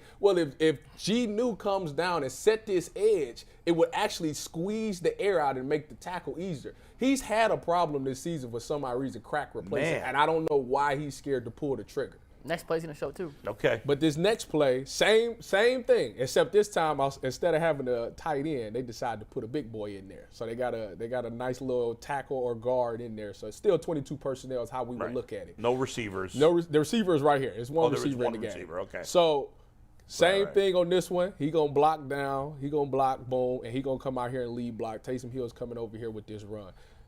Let me go to the next thing so you can see the action. Now this one, he does a better job. He triggers, he comes down, and he actually is where he needs to be. Where is Newsome? This is Newsome right here. Okay, all right. So right now, it looks really good. Like he's going to, if he comes out here, it's one-on-one, he should make the play. Right. However, I don't have the picture for you. What happened is he doesn't make this play, and it gets outside of him. Now, if you're going to be a guy that sets the edge, and the worst thing, you cannot give up the sideline, because if you give up the sideline, it's nobody out there. You blow it, forcing him inside. Yes, if you blow it, if you're going to miss the tackle, you shoot the outside leg, make him at least cut it up, because you got guys coming across the field. Yeah. But he makes the mistake of letting him get outside, and this turns into another 8-yard game. Did he get held? I mean, no, what happened? No. So the blocker, he just kind of he just blew it. Yeah, he kind of, you know what? He took that angle where he took this angle in too deep, and Taysom Hill was just able to get outside of him. So if you're going to come, you got to come with an angle where you don't get beat outside. He got out-leveraged. Basically. That's crazy. He got out-leveraged. But if you look at it right now, it's literally a free shot, and he just missed it. Right. There's really nobody blocking him. My point exactly. Yeah. But he got out-leveraged on this play. And is that Taysom Hill running again? Yes, it is. Yeah, I mean, what I don't understand, man. I know. I said the same thing. You know, we always assume when a run, and obviously the Browns' defensive tackles suck. Yeah. But we always assume it's the defensive line's fault when a run goes for a big DBs play. Are tied and those plays, it was all about the cornerback. DBs are tied into it as well. But, and it's shocking because G New is a guy who's physical. He's from Northwestern. They teach him how to tackle. Even last year, he came up and tackled. He's playing the nickel position where he's actually included in the box on a lot of these calls. So he should be able to know when my guy blocks down. My key is all about reading your key. If my key blocks down, I'm going because I have to go replace this. Can I ask you a dumb question? Maybe not dumb, but it's obviously freezing on Saturday during the game. Yes. Taysom Hill is a load, a big dude. Does the cold weather, not want to tackle in cold weather, have any impact on that, you think? I mean, it could, but these happen like second or third quarter. You should be over that. That's a first quarter. No, I'm just asking. That's a first quarter thing. You know, everybody is a little cold, but once you feel that first contact and see what it feels like, it's like, all right, now I can handle it. I see my body knows how to react to it. I know what to expect. And when you go up there and get a guy like Taysom Hill, you don't necessarily have to go up there and knock the guy out and make the tackle. Grab a leg or something. Do something and you hold on until your guys get there. I'm not asking you to go out there and make a form-fit tackle every time. But do something to slow them down to buy guys time. At the very least, you hold his leg, the safety comes in, do somebody else comes in and takes him out. Force him to go back inside. You got to, they playing with that's that's passion, that's energy. Fair. And they ain't playing with none of that. So it is. Honestly, after seeing that, I'm benching Greg Newsome this week. I mean, he don't really play that much anyway. You can't do it because now you're going up against Terry McLaurin, Curtis Samuel, and Jahan what? Give me a guy who wants to play hard. Give me a guy who wants to make a tackle. I don't care if he's not as talented. Well, I don't know. All right, guys. Good stuff, Coach Davis. Now it's time for one of our favorite things on the Ultimate Cleveland Sports Show. It is true or false. Yes, sir. Mikey, you have not. Do you know the player? I know the player. I have not seen it. You didn't cheat for your fine fellow behind the scenes mate there, Earl, did you? I swear I have not seen it. Man. I'm kidding. I know you wouldn't. Who is it? Who is the player? So we decided to switch it up this week. I don't know. We do Cleveland-based players all the time. We're doing Terry McLaurin today. Terry McLaurin. You would think I have an advantage. That's an unfair advantage. You would think, but he was a young guy, so you know. But you played with him, didn't you? I did, but he was young. Wow. He was a freshman when I was there. That is unfair. Guarantee Tyvus don't know as much as y'all think he does. Yeah. All right, fair enough. Here we go. I trust you. Start us off, Earl. Here we go. A little music going. I like the music on this side even better. 1 second, I gotta get the question. No, it trips you out. Who won? I won last week. You won last week, correct? I'm the defending champ. What you got to say about that? Last week was Lamar Stevens. Question number 1. You ready? Sibo. Question number 1. Let's take it, Earl. 1 second. Oh my God. Terry McLaurin had 3 straight 1,000-yard seasons in the NFL. So y'all reading these, or what we doing? We reading them on our own? You guys got to read them. Terry McLaurin had 3 straight 1,000-yard seasons in the NFL. Is that true or false?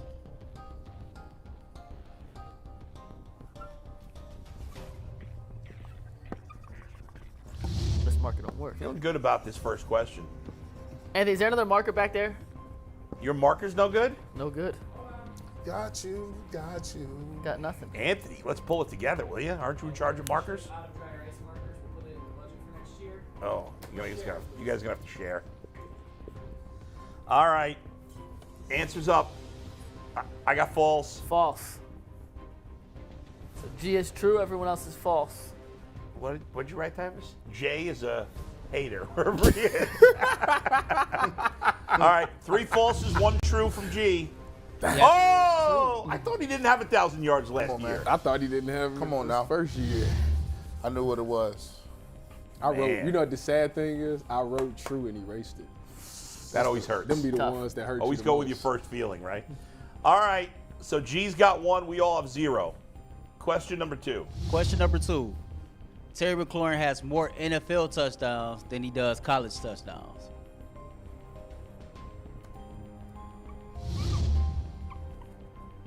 I need your marker, bro. I ain't ready yet. He's not ready. Tyler said true. Man, this is false. Who's that number 14 kid that used to play for the Buckeyes? Is that him? No, he was 17. No, he was 83 at Ohio State. 14 was KJ Hill. Yeah, this is a true. True. KJ Hill is in the workforce, right? True across the board. We got true across the board. Steve, whenever you're ready. True. That is true. All right. Terry was a special teams demon in college. And KJ Hill had KJ Hill about broke the record at Ohio State and I'm like, for man, yards. and then I'm like, man, he's I'll pass it over. I think he's in operations at Kroger's. I knew that one for sure. All right, number 3. All right, question number 3. Terry McLaurin was a 3-time captain at Ohio State University. And there ain't too many 3-time captains, dog.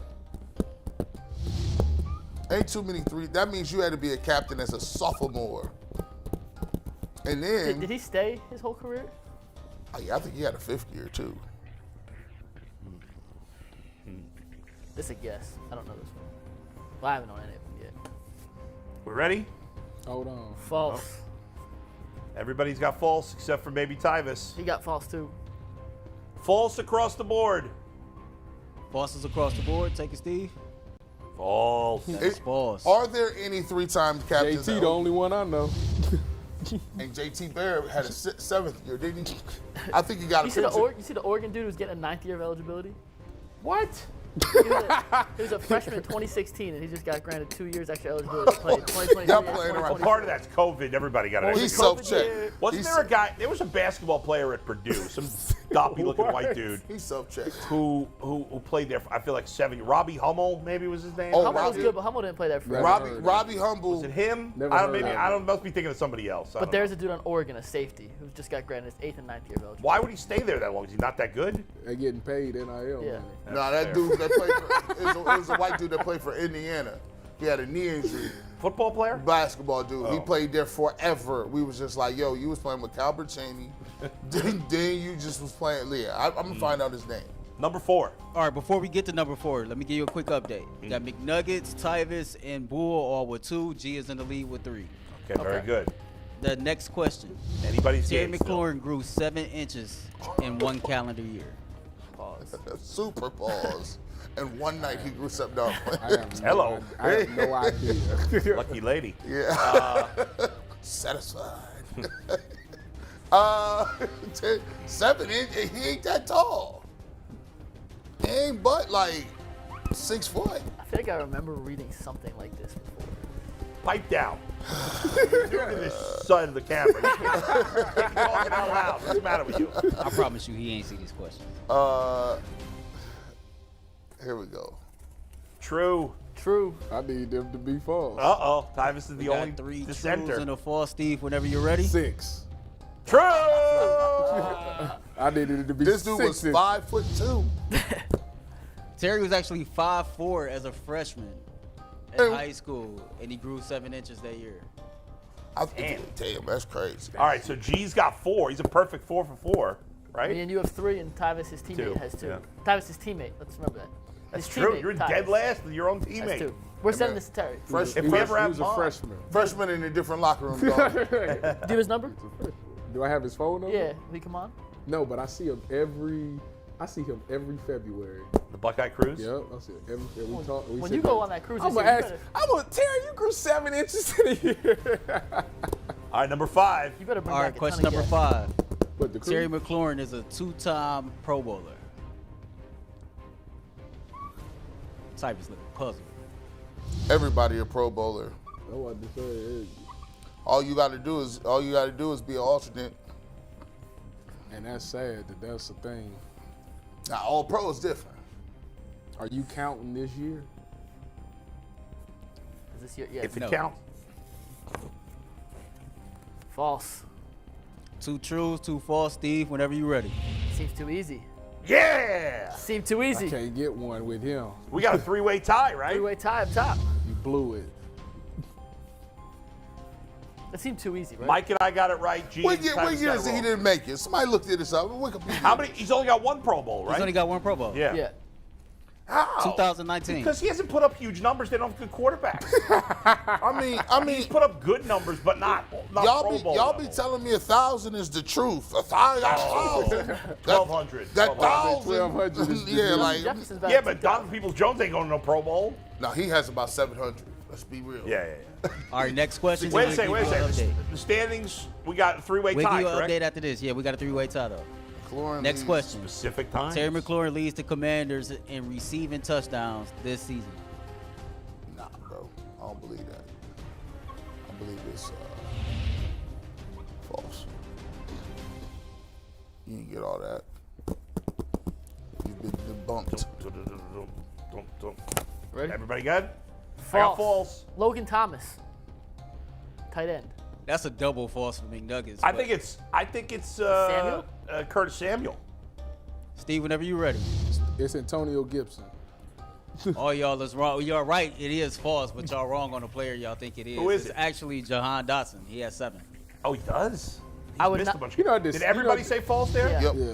All right, what's the sick, standings The there? sick thing is I had him on my fan. I drafted him. in Here's the fantasy, updated but he just standings. couldn't be healthy. You got McNuggets, you got G, and you got Bull, all with 5. Tyvus, you bringing up the rear with 3, man. And we only got 2. We only got 2 more questions. And we have 2 more questions. Can't win them all. We are all 5 out of 6. All right. That's probably a fact. Next question. Terry McLaurin was originally denied. What does that mean by Urban exactly? Meyer Like he in was the not league. offered a scholarship? What do you mean, proposition? I What's the- believe, because it sounds very urban. Like, what do you mean? Like, I'm denied. What are you talking about? What does that mean exactly? Like denied a scholarship. Okay. Okay. All right. True. You was a special teams dude. Now you rich. Shout out to you. I got true. Started from the bottom. The answer's now true. you I know the story. Everybody's got true. Everyone's started got from true. the bottom. Steve, whenever you're ready. You want to hear the story real quick? Yes. So he was like a 2 or 3-star recruit coming out of high school, like not a big time name, and he wanted to go to Ohio State camp. Went to camp after being denied by Urban Meyer, who was like, "We have no interest in you." Put on like the best camp performance they've ever seen at Ohio State. He offered him on the day. Don't they call it Friday Night Lights or something? What is that called? Don't y'all got Someone, that? yeah, it's Whatever it like- was, he was like a 2 or 3-star recruit. All right, fellas. It is Tyvus has been eliminated. Sorry, Tyvus. It happens. But a 3-way tie for the lead. We are all 6 out of 7, the rest of us. All right, so McNugget's story was a perfect segue to this next question. Ooh. Terry McLaurin was a 5-star recruit in 2014. I guess we all know the answer. My bad. Did not know that was. If you want to prove that I did not know what was coming, there you go. Ahead. False. Sorry, guys. All right, well, we got a 3-way tie. Don't worry, we got bonus questions. All right. We all got. Just curious though, because McNugget said he was a 2 or 3-star recruit. Do anybody actually know how many stars he had when he was recruited? Because it's not 2 or 3. It's 1. He was a 4-star recruit. Oh. Look at you. You were wrong. Well, I was definitely wrong. He told the story on a podcast. Oh, really? Yeah. Maybe he was trying to make the story sound better. Don't let the truth get in the way of a good story. No, he was on part of my tape. All right, what's the tiebreaker? You got one? All right, so here's the first of 2 tiebreaker questions. I'm going to answer them anyway. Terry McLaurin won Senior Bowl MVP. Well, good question. That's hard to do that. Well, we're still going to be, we're not necessarily tied because one of us could say one answer, the other 2 could say the other, and he was wrong. Senior Bowl MVP. Senior Bowl MVP. I'm going gut here. Saying true. Oh, we all said true. We all said true. Is Tyvus finally going to get one right? 3 truths, 1 false. The answer is true. He was. He actually got the award a year later. I think the ceremony was canceled due to COVID.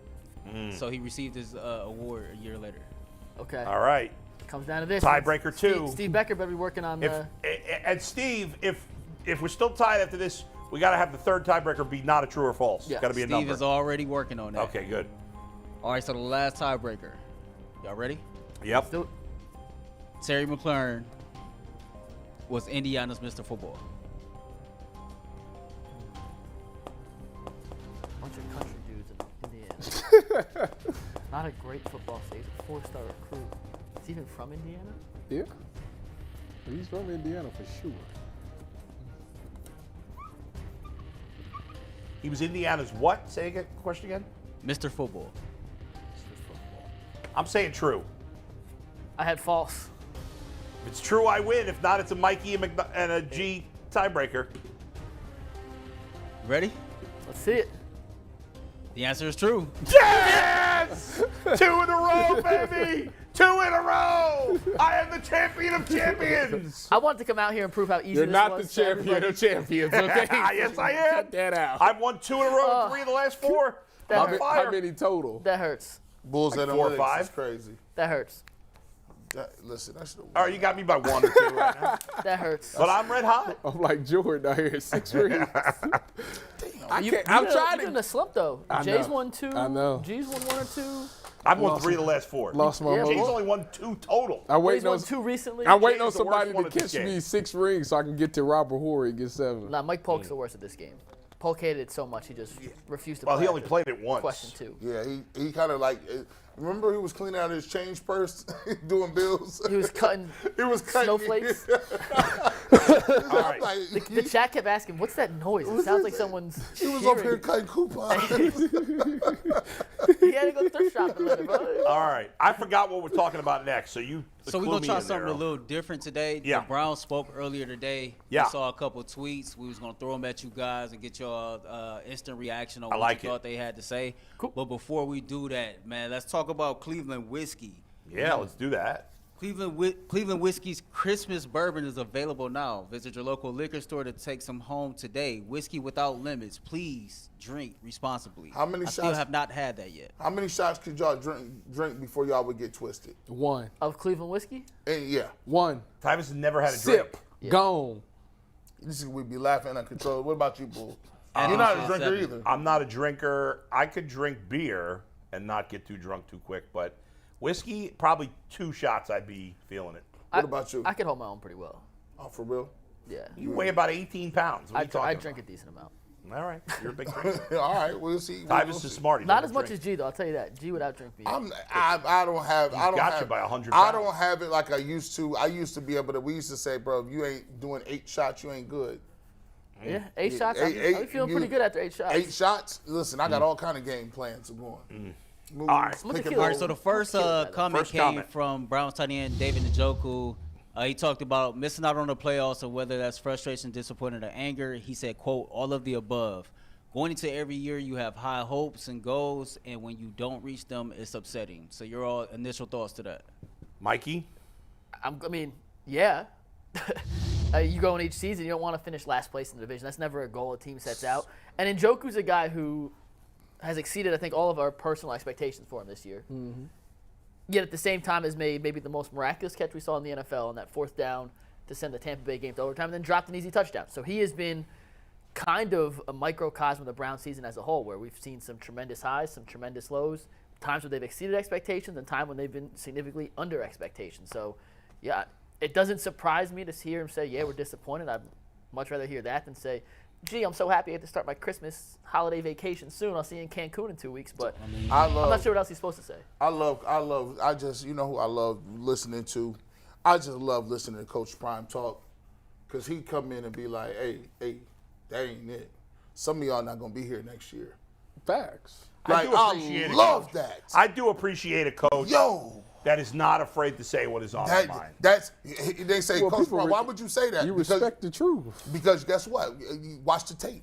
This is not, some of y'all, like when people say, it's easy for people to say, I'm angry, but you ain't seeing that though. Where's the helmet thrown? Where the chalkboard moving? Have you heard anything during the year that's finable? From the team? From the players or the coaching staff, where you be like, oh, he gonna get fined for that? No. Myles Garrett is that's because comments. Well, that's because that's off the culture of the head coach. Obviously, he tells them not to talk to the. He'd have to get. I'm gonna be honest. I mean, if the head everybody, you're how your leader is. Everybody in that building, when they deal with media, they kind of deal with it pretty much the same, and that's all because of his umbrella. He would have to find me. Weeks. But in reality, most NFL coaches, don't give you much in press conferences. Well, as a player, I respect a player that says, "Look, bro, we comfortable with this. We way too comfortable. We comfortable with taking out." But how many guys say that? That's something. I agree with you. I like that too. But you guys won't don't get that until the post your exit interview. Running back from the Raiders. But What's also, his name? real quick though, Josh Jacobs. Josh Jacobs just went off. He did? He I did. didn't see that. Yeah, he said he's not going to be in. He's a free agent anyway, so that's part of it. But you can talk differently to college athletes than you can to pros, and they react. Like, I don't think Deion, what he said to Colorado in that first meeting, which I loved for the record, necessarily works. Urban Meyer's a perfect example of that. Urban Meyer could not relate. Your boy could not relate to NFL players. Well, here's the thing, though. The reason why Deion could and Urban couldn't, because he can go in and be like, oh, I played at a higher level than you did, so stop playing. Don't act like I don't know what I don't know. And Urban took it a little too far. Are you talking about in college or in the NFL? In the NFL, okay. I'm going to make an example out of one or two guys. Like you, and then you got to win. Urban wasn't winning, and then he didn't keep the same energy, right? If you're a coach and they be preaching, hey, we accountable, don't be outside, don't be doing nothing, keep your nose in the playbook, and then they catch you, and you kind of outside. I do think you're right. I mean, like, obviously, Coach Prime has credibility in an NFL locker room that most other coaches would not have. Mm-hmm. However, I do think it's harder with the I feel like when Larry Bird became the coach of the Pacers, that was like, what, 20 years ago? Yeah. Like, you always hear about, like, the guys loved him, the guys who played for him. He was a bit of a hard ass. I don't know if he could do that now with him. Like, I know the NBA is different than the NFL, but players, I feel like nowadays are more sensitive to that. Hey, listen. Aren't they? The world is. It's a world thing. And my thing is, as a coach, you got to realize it like this, man. Either you going to come in and you going to do what you going to do, or you going to be on the unemployment line. Yeah. Like, so I think every coach comes in and has a plan what they want to do, and then they get halfway through and be like, I just need to tread water. I need to just float. Yeah. I'm not going to rock the ball. But you're going to get fired regardless. But that's why guys like Mike Tomlin and Harbaugh, who, are not infallible, they make mistakes at times, but those guys are in positions where they can do whatever the hell they want because they've been there a long time. Like, and Belichick the same way, Andy Reid the same way. Like, you reach a level of that. It's harder to do that as a first-time coach in your first couple of years. I'm not saying it's any coach. It's much harder, and that's Mike Tomlin could say to, some random Joe on the Steelers, get the F out of my locker room or whatever, and like the players love him already. Same thing with Harbaugh and these other guys. The players actually love Belichick. I got to ask Leroy that. Like, you respect him. You know he's a great coach. I wonder if they actually love him. You feel like the players love Harbaugh. I know Asante Samuel don't. You don't. Like, love it. Yeah, I feel like your players have to have a healthy fear. Yes. Of me not playing, me not getting another job, or me not getting that paycheck that come in every 2 weeks. But don't you think, G, that part of the problem is the organizations, there's too much ass-kissing of players. And so the GMs and the owners kiss the players' ass sometimes. It's becoming a players' league. And so the coaches don't have that authority in all cases. And that's why that's a problem. And if you're a manager, everyone needs an advocate. Like when the first time I started working in the office and I was managing like 30 people, these people have been there years, older than me. Like these guys are accomplished. And so when I got there, I couldn't just come in and be like, you know what, y'all gonna do it my way because I just said so. You gotta actually get you some advocates. But after a while, after the second or third year, I got to be there 4 years, I realized giving certificates and awards ain't gonna make certain people do certain things. Some people gonna try you. And then you gotta make an example, like, no, we're not gonna do this here. So I think Kevin Stefanski needs, and he did what he had to do with Myles Garrett, and I agree with you. Sometimes, and I think Myles tried him a little bit. Right. Let me see if I can get away with this. And he did what he was supposed to. He's like, no, we're not going to do that. But you got to keep it real all the way around, though. It's a players' league, though. And 9 out of 10 times, and the Jets are the only team I can think of right now, where the coach beats out the quarterback in the situation. Where Zach Wilson's gone, they're moving on from Zach Wilson. Robert Saleh is going to stay as the head coach. Russell Wilson's been just as bad as Nathaniel Hackett this year, if not worse. Hackett, gone. Well, it's easier to change the coach. However, that's what I'm saying. In that particular case, what are you going to do? Russell Wilson's got a huge contract. You can't just cut him. It's a players' league, so there's only so much. Well, but I don't think that particular example is about a players' league. Look at the Raiders, I think it's more about the contract. Look at the Raiders then. Who's gone after this season? McDaniels or Carr? Neither. Carr. If anything, I don't think either. I agree with Tyvus. I think Carr's gone. But if anything, Carr might be gone before McDaniels. And I don't think I think McDaniels has done an awful job. In New Orleans. Dennis Allen sticking around? Yes. Unless what's his name wants to come back. Sean Payton wants to come back. So I just think Cliff Kingsbury's out and Kyler might. But Cliff Kingsbury's done a terrible job. He deserves it. I don't understand how he got his job in the first. Me either. Let me explain. That's my point, though. It's Cliff a players' Kingsbury players have so much more leeway than coaches. Cliff Kingsbury, I think, has only had a winning season between college and the NFL like 2 times out of 10 years. Once. No, including college. Yeah, once. He had once in college. He had a winning season. He had Patty, didn't he? I don't think so. I looked it up. Patrick Mahomes, they wasn't good? No, they were 5-7. But his team's 5-7-6 every year. I think if you include playoff wins and bowl game wins, he has like 1. So he's Stefanski then, right? He's worse than that because he's been doing it for a longer time. He got 1 win. Hey, you can see the rest of these teams is more aggressive.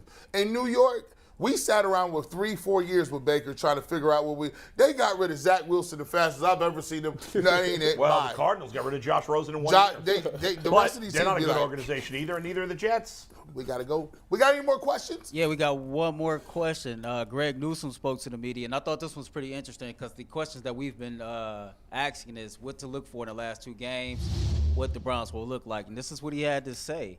He said, same way we treat every game, every practice, we're going to compete. Playoffs is out of the question, but plenty of things we can do out there, so just compete. Y'all ain't been competing like that. Stop that. Listen, come on. There's 1 in college, 1 in the NFL. I will say this. 2 total. My reaction to that quote is, and for the guys that's going to make this roster next year, that's going to be around next year, if you're going into these games like that, I think these games tell the most. Like if I'm a player, I'm going to watch how certain players go about these games because it tells you that when times get hard and things is not looking great, how do they respond? Like now that the playoffs is out, now that we just playing do you play because you like being out here on this field with me, or is we just counting up a check and trying to get to our vacation spot? And I think that matters because it tells the person that they are. So for me, I'm going out there, I would compete just like he's saying, and I'm actually going to pay attention to these games more defensively because there's going to be some changes made. But I think some people can actually stick around due to the fact how they handle these next couple of games. I want to see some of the young guys. You've got a perplexed look on your face. What does he talk about competing? The defense ain't competed all year. They've been getting takeaways. They make them little takeaways. They've been given takeaways. Them little tip pad. I ain't seen nobody go. I ain't seen nobody go put their hat on the ball. John Johnson did the other week. I'm about to say, thank you. Denzel Ward made an aggressive play against Baltimore. But when we talk about generally, you're right. The aggressive nature of the defense is not there. When somebody runs the ball for 200 some odd yards, you aren't competing. That's a shame. I don't see defensive tackles clawing, fighting, scratching. I don't see nobody getting held, swinging on no offensive lineman. You getting put in the dirt, you keep getting back up. And you just walk around. I don't even see nobody screaming loud. Like, they don't, like, that stuff is the coach speak stuff. Like, you got to break that down and get that kind of rhetoric out. When you start, the only analytics I want to see is them analytics that say you giving up 200 a game. And them boys be sitting right in your face, you going competing. No, you got beat by Taysom Hill last week. By the way, the former Indians pitcher, Corey Kluber, has signed with the Red Sox.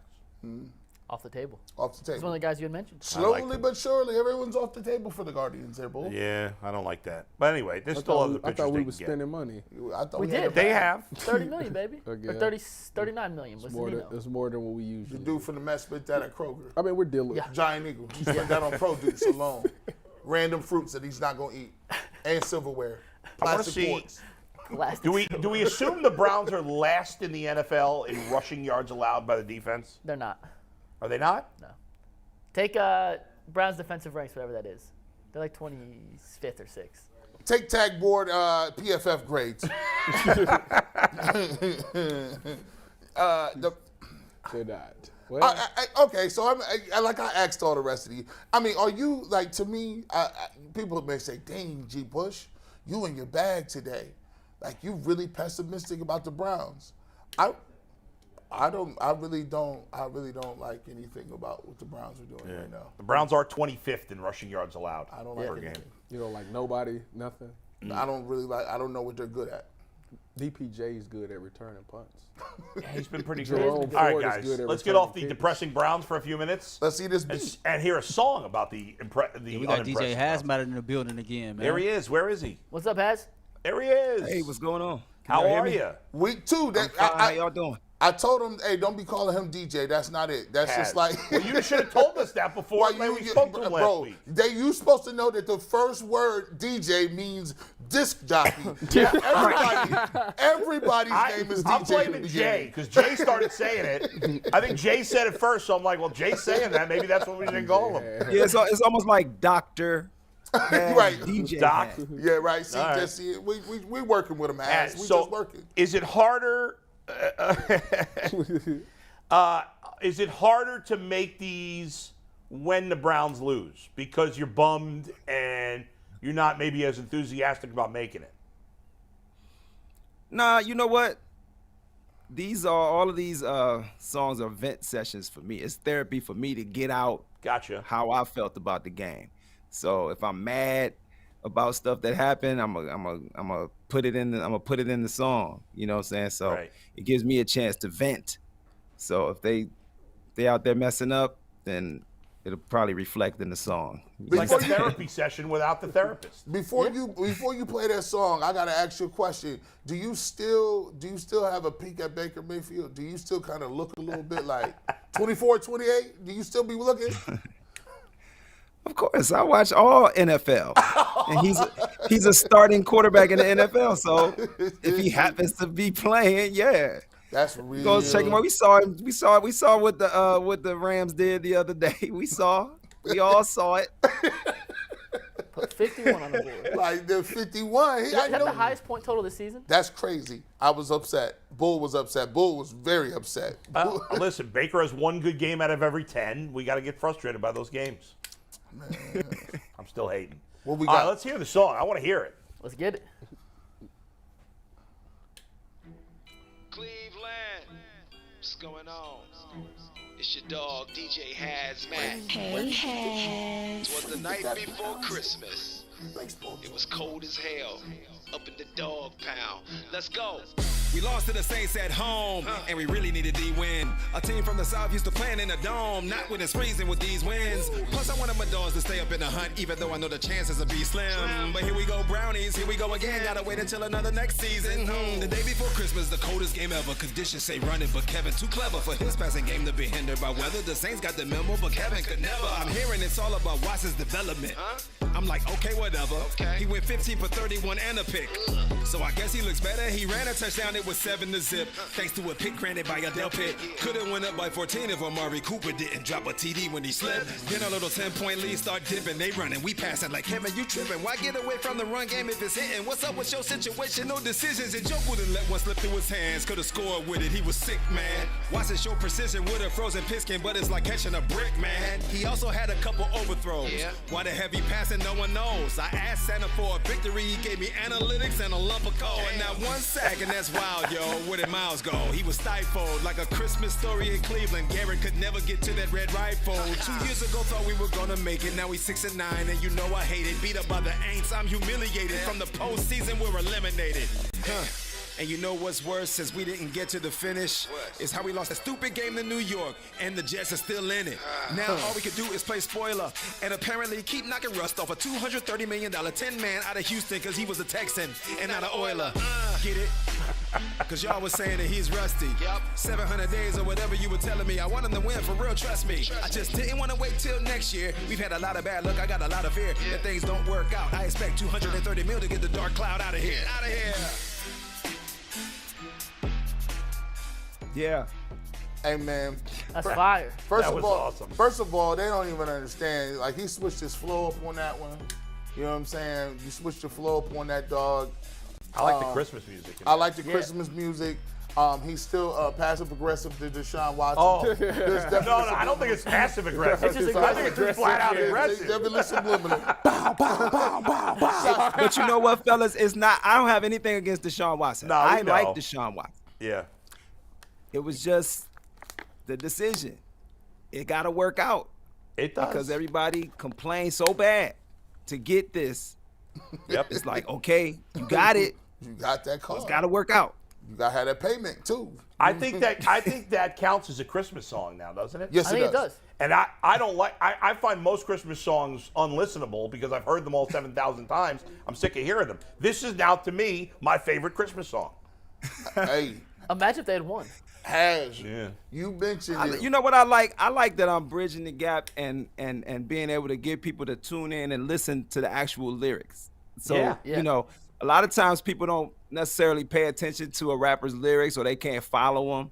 And so one of the things I'm most proud of about these videos is that it's bringing a variety of different audiences and it's actually introducing some people to bars. You know, some people may not have ever paid attention to bars before and clever punchlines and things of that nature.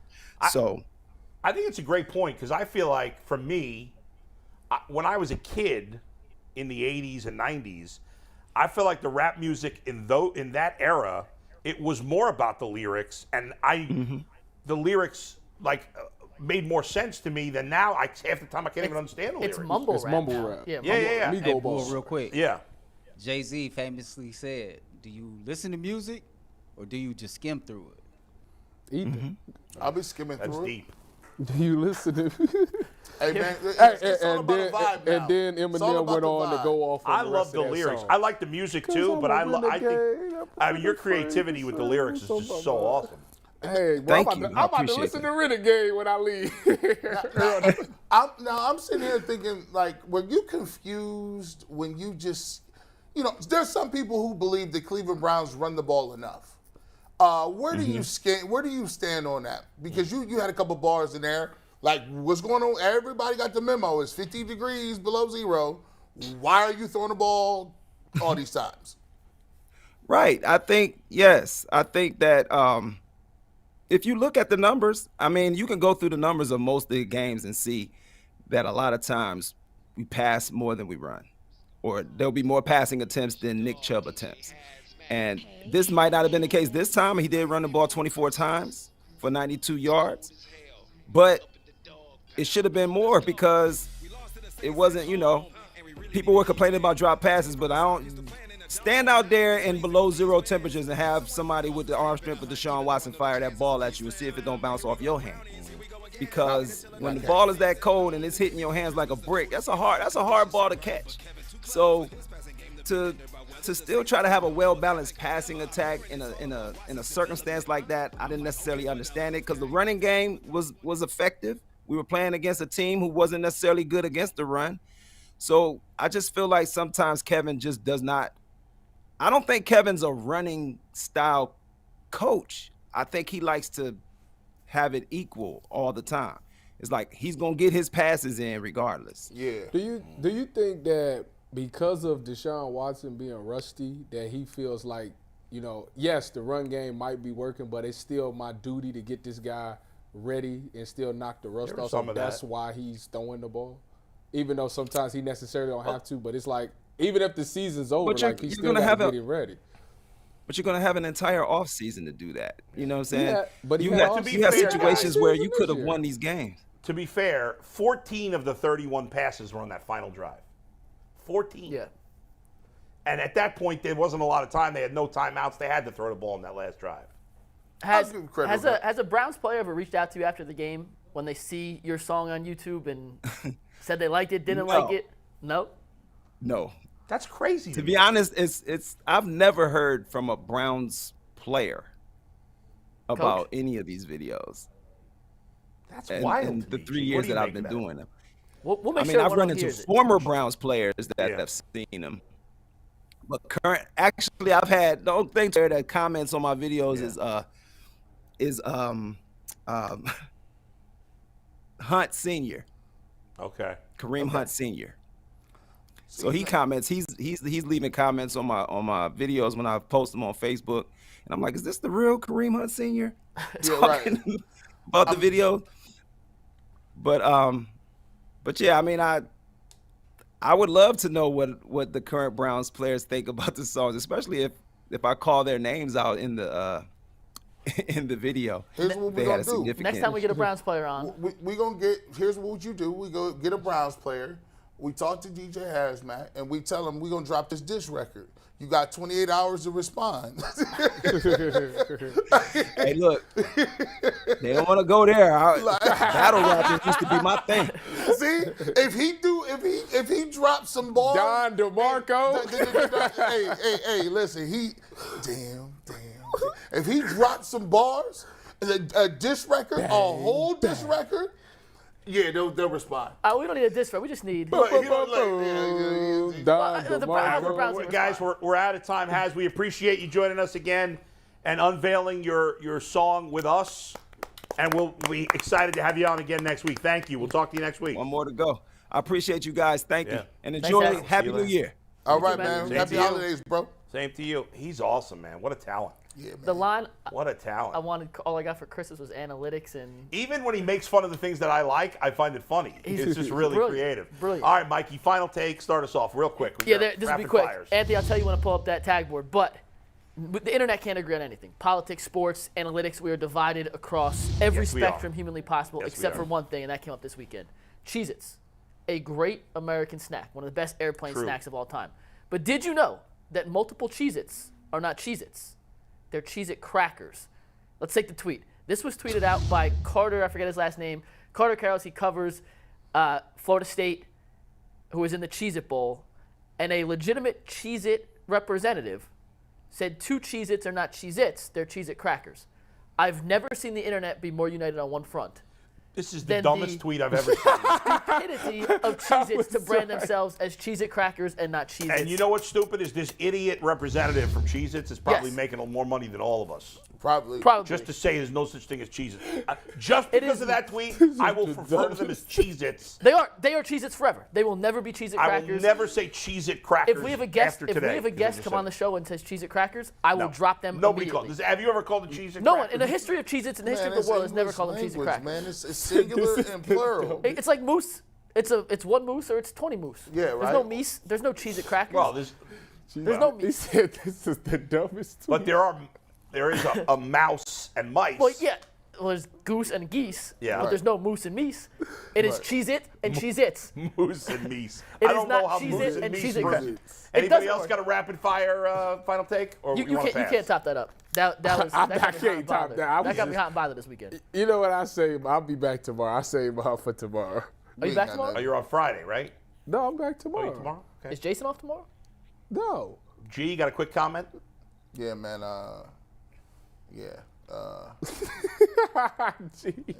He's stunned silence right now. Cheese and crackers. Cheez-Its. United behind Cheez-Its. Cheez-Its are better than Goldfish, by the way. It's By the way, 2 underrated cookies, Fig Newtons. Great. Never heard of it. My Jewish grandparents always had Fig Newtons. Disgusting. I've never heard of it. No, they're Fig- delicious. Have you actually had a Fig Newton? Hold I don't on, like figs. let me look No, at. I don't eat a fig I've plain. had Fig Newton. I'm They're fat. delicious. Let me look that up. I like I'm fat. that. I eat all. And Keebler chocolate fudge wafer cookies. Have you Oh, ever I had know those? exactly. I like the Here's strawberry the key. wafer. Those I strawberry- don't you got to like- put them in the fridge, though. Got to put them in the fridge. Freezer. You put them. I put Or every in the cookie- freezer, I yes. put any cookie in the freezer. No. Oh, they just. What's the matter then with the you? chocolate becomes like a hard. hard. Yeah. The You fridge- skinny guys don't know what you're talking don't about. know what they That's a talk fat about. man That's thing. yeah, right. Shout out to my mom. It's her 74th birthday today. That is the nastiest thing I've ever heard in my That life. is mom birthday turned to boy. My 74. mom turned 74. No, I'm talking about the cookies. A chocolate fudge. I'm telling you. Eat put them- Keebler chocolate fudge wafer cookies. Put them in the fridge. Are those the elves? Yes. Nah, but yeah. Elves? See, it's All right, elves folks. and elves. Overtime coming It's up. time to get out of here on We'll that talk one. to you tomorrow. The ultimate Cleveland sports show. We love you, Cleveland. Don't take eating advice from Bull. Always do.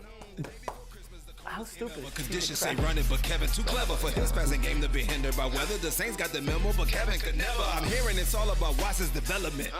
I'm like, okay, whatever. He went 15 for 31 and a pick. So I guess he looks better. He ran a touchdown, it was 7-0. Thanks to a pick granted by Adele Pitt. Could've went up by 14 if Amari Cooper didn't drop a TD when he slipped. Then a little 10-point lead.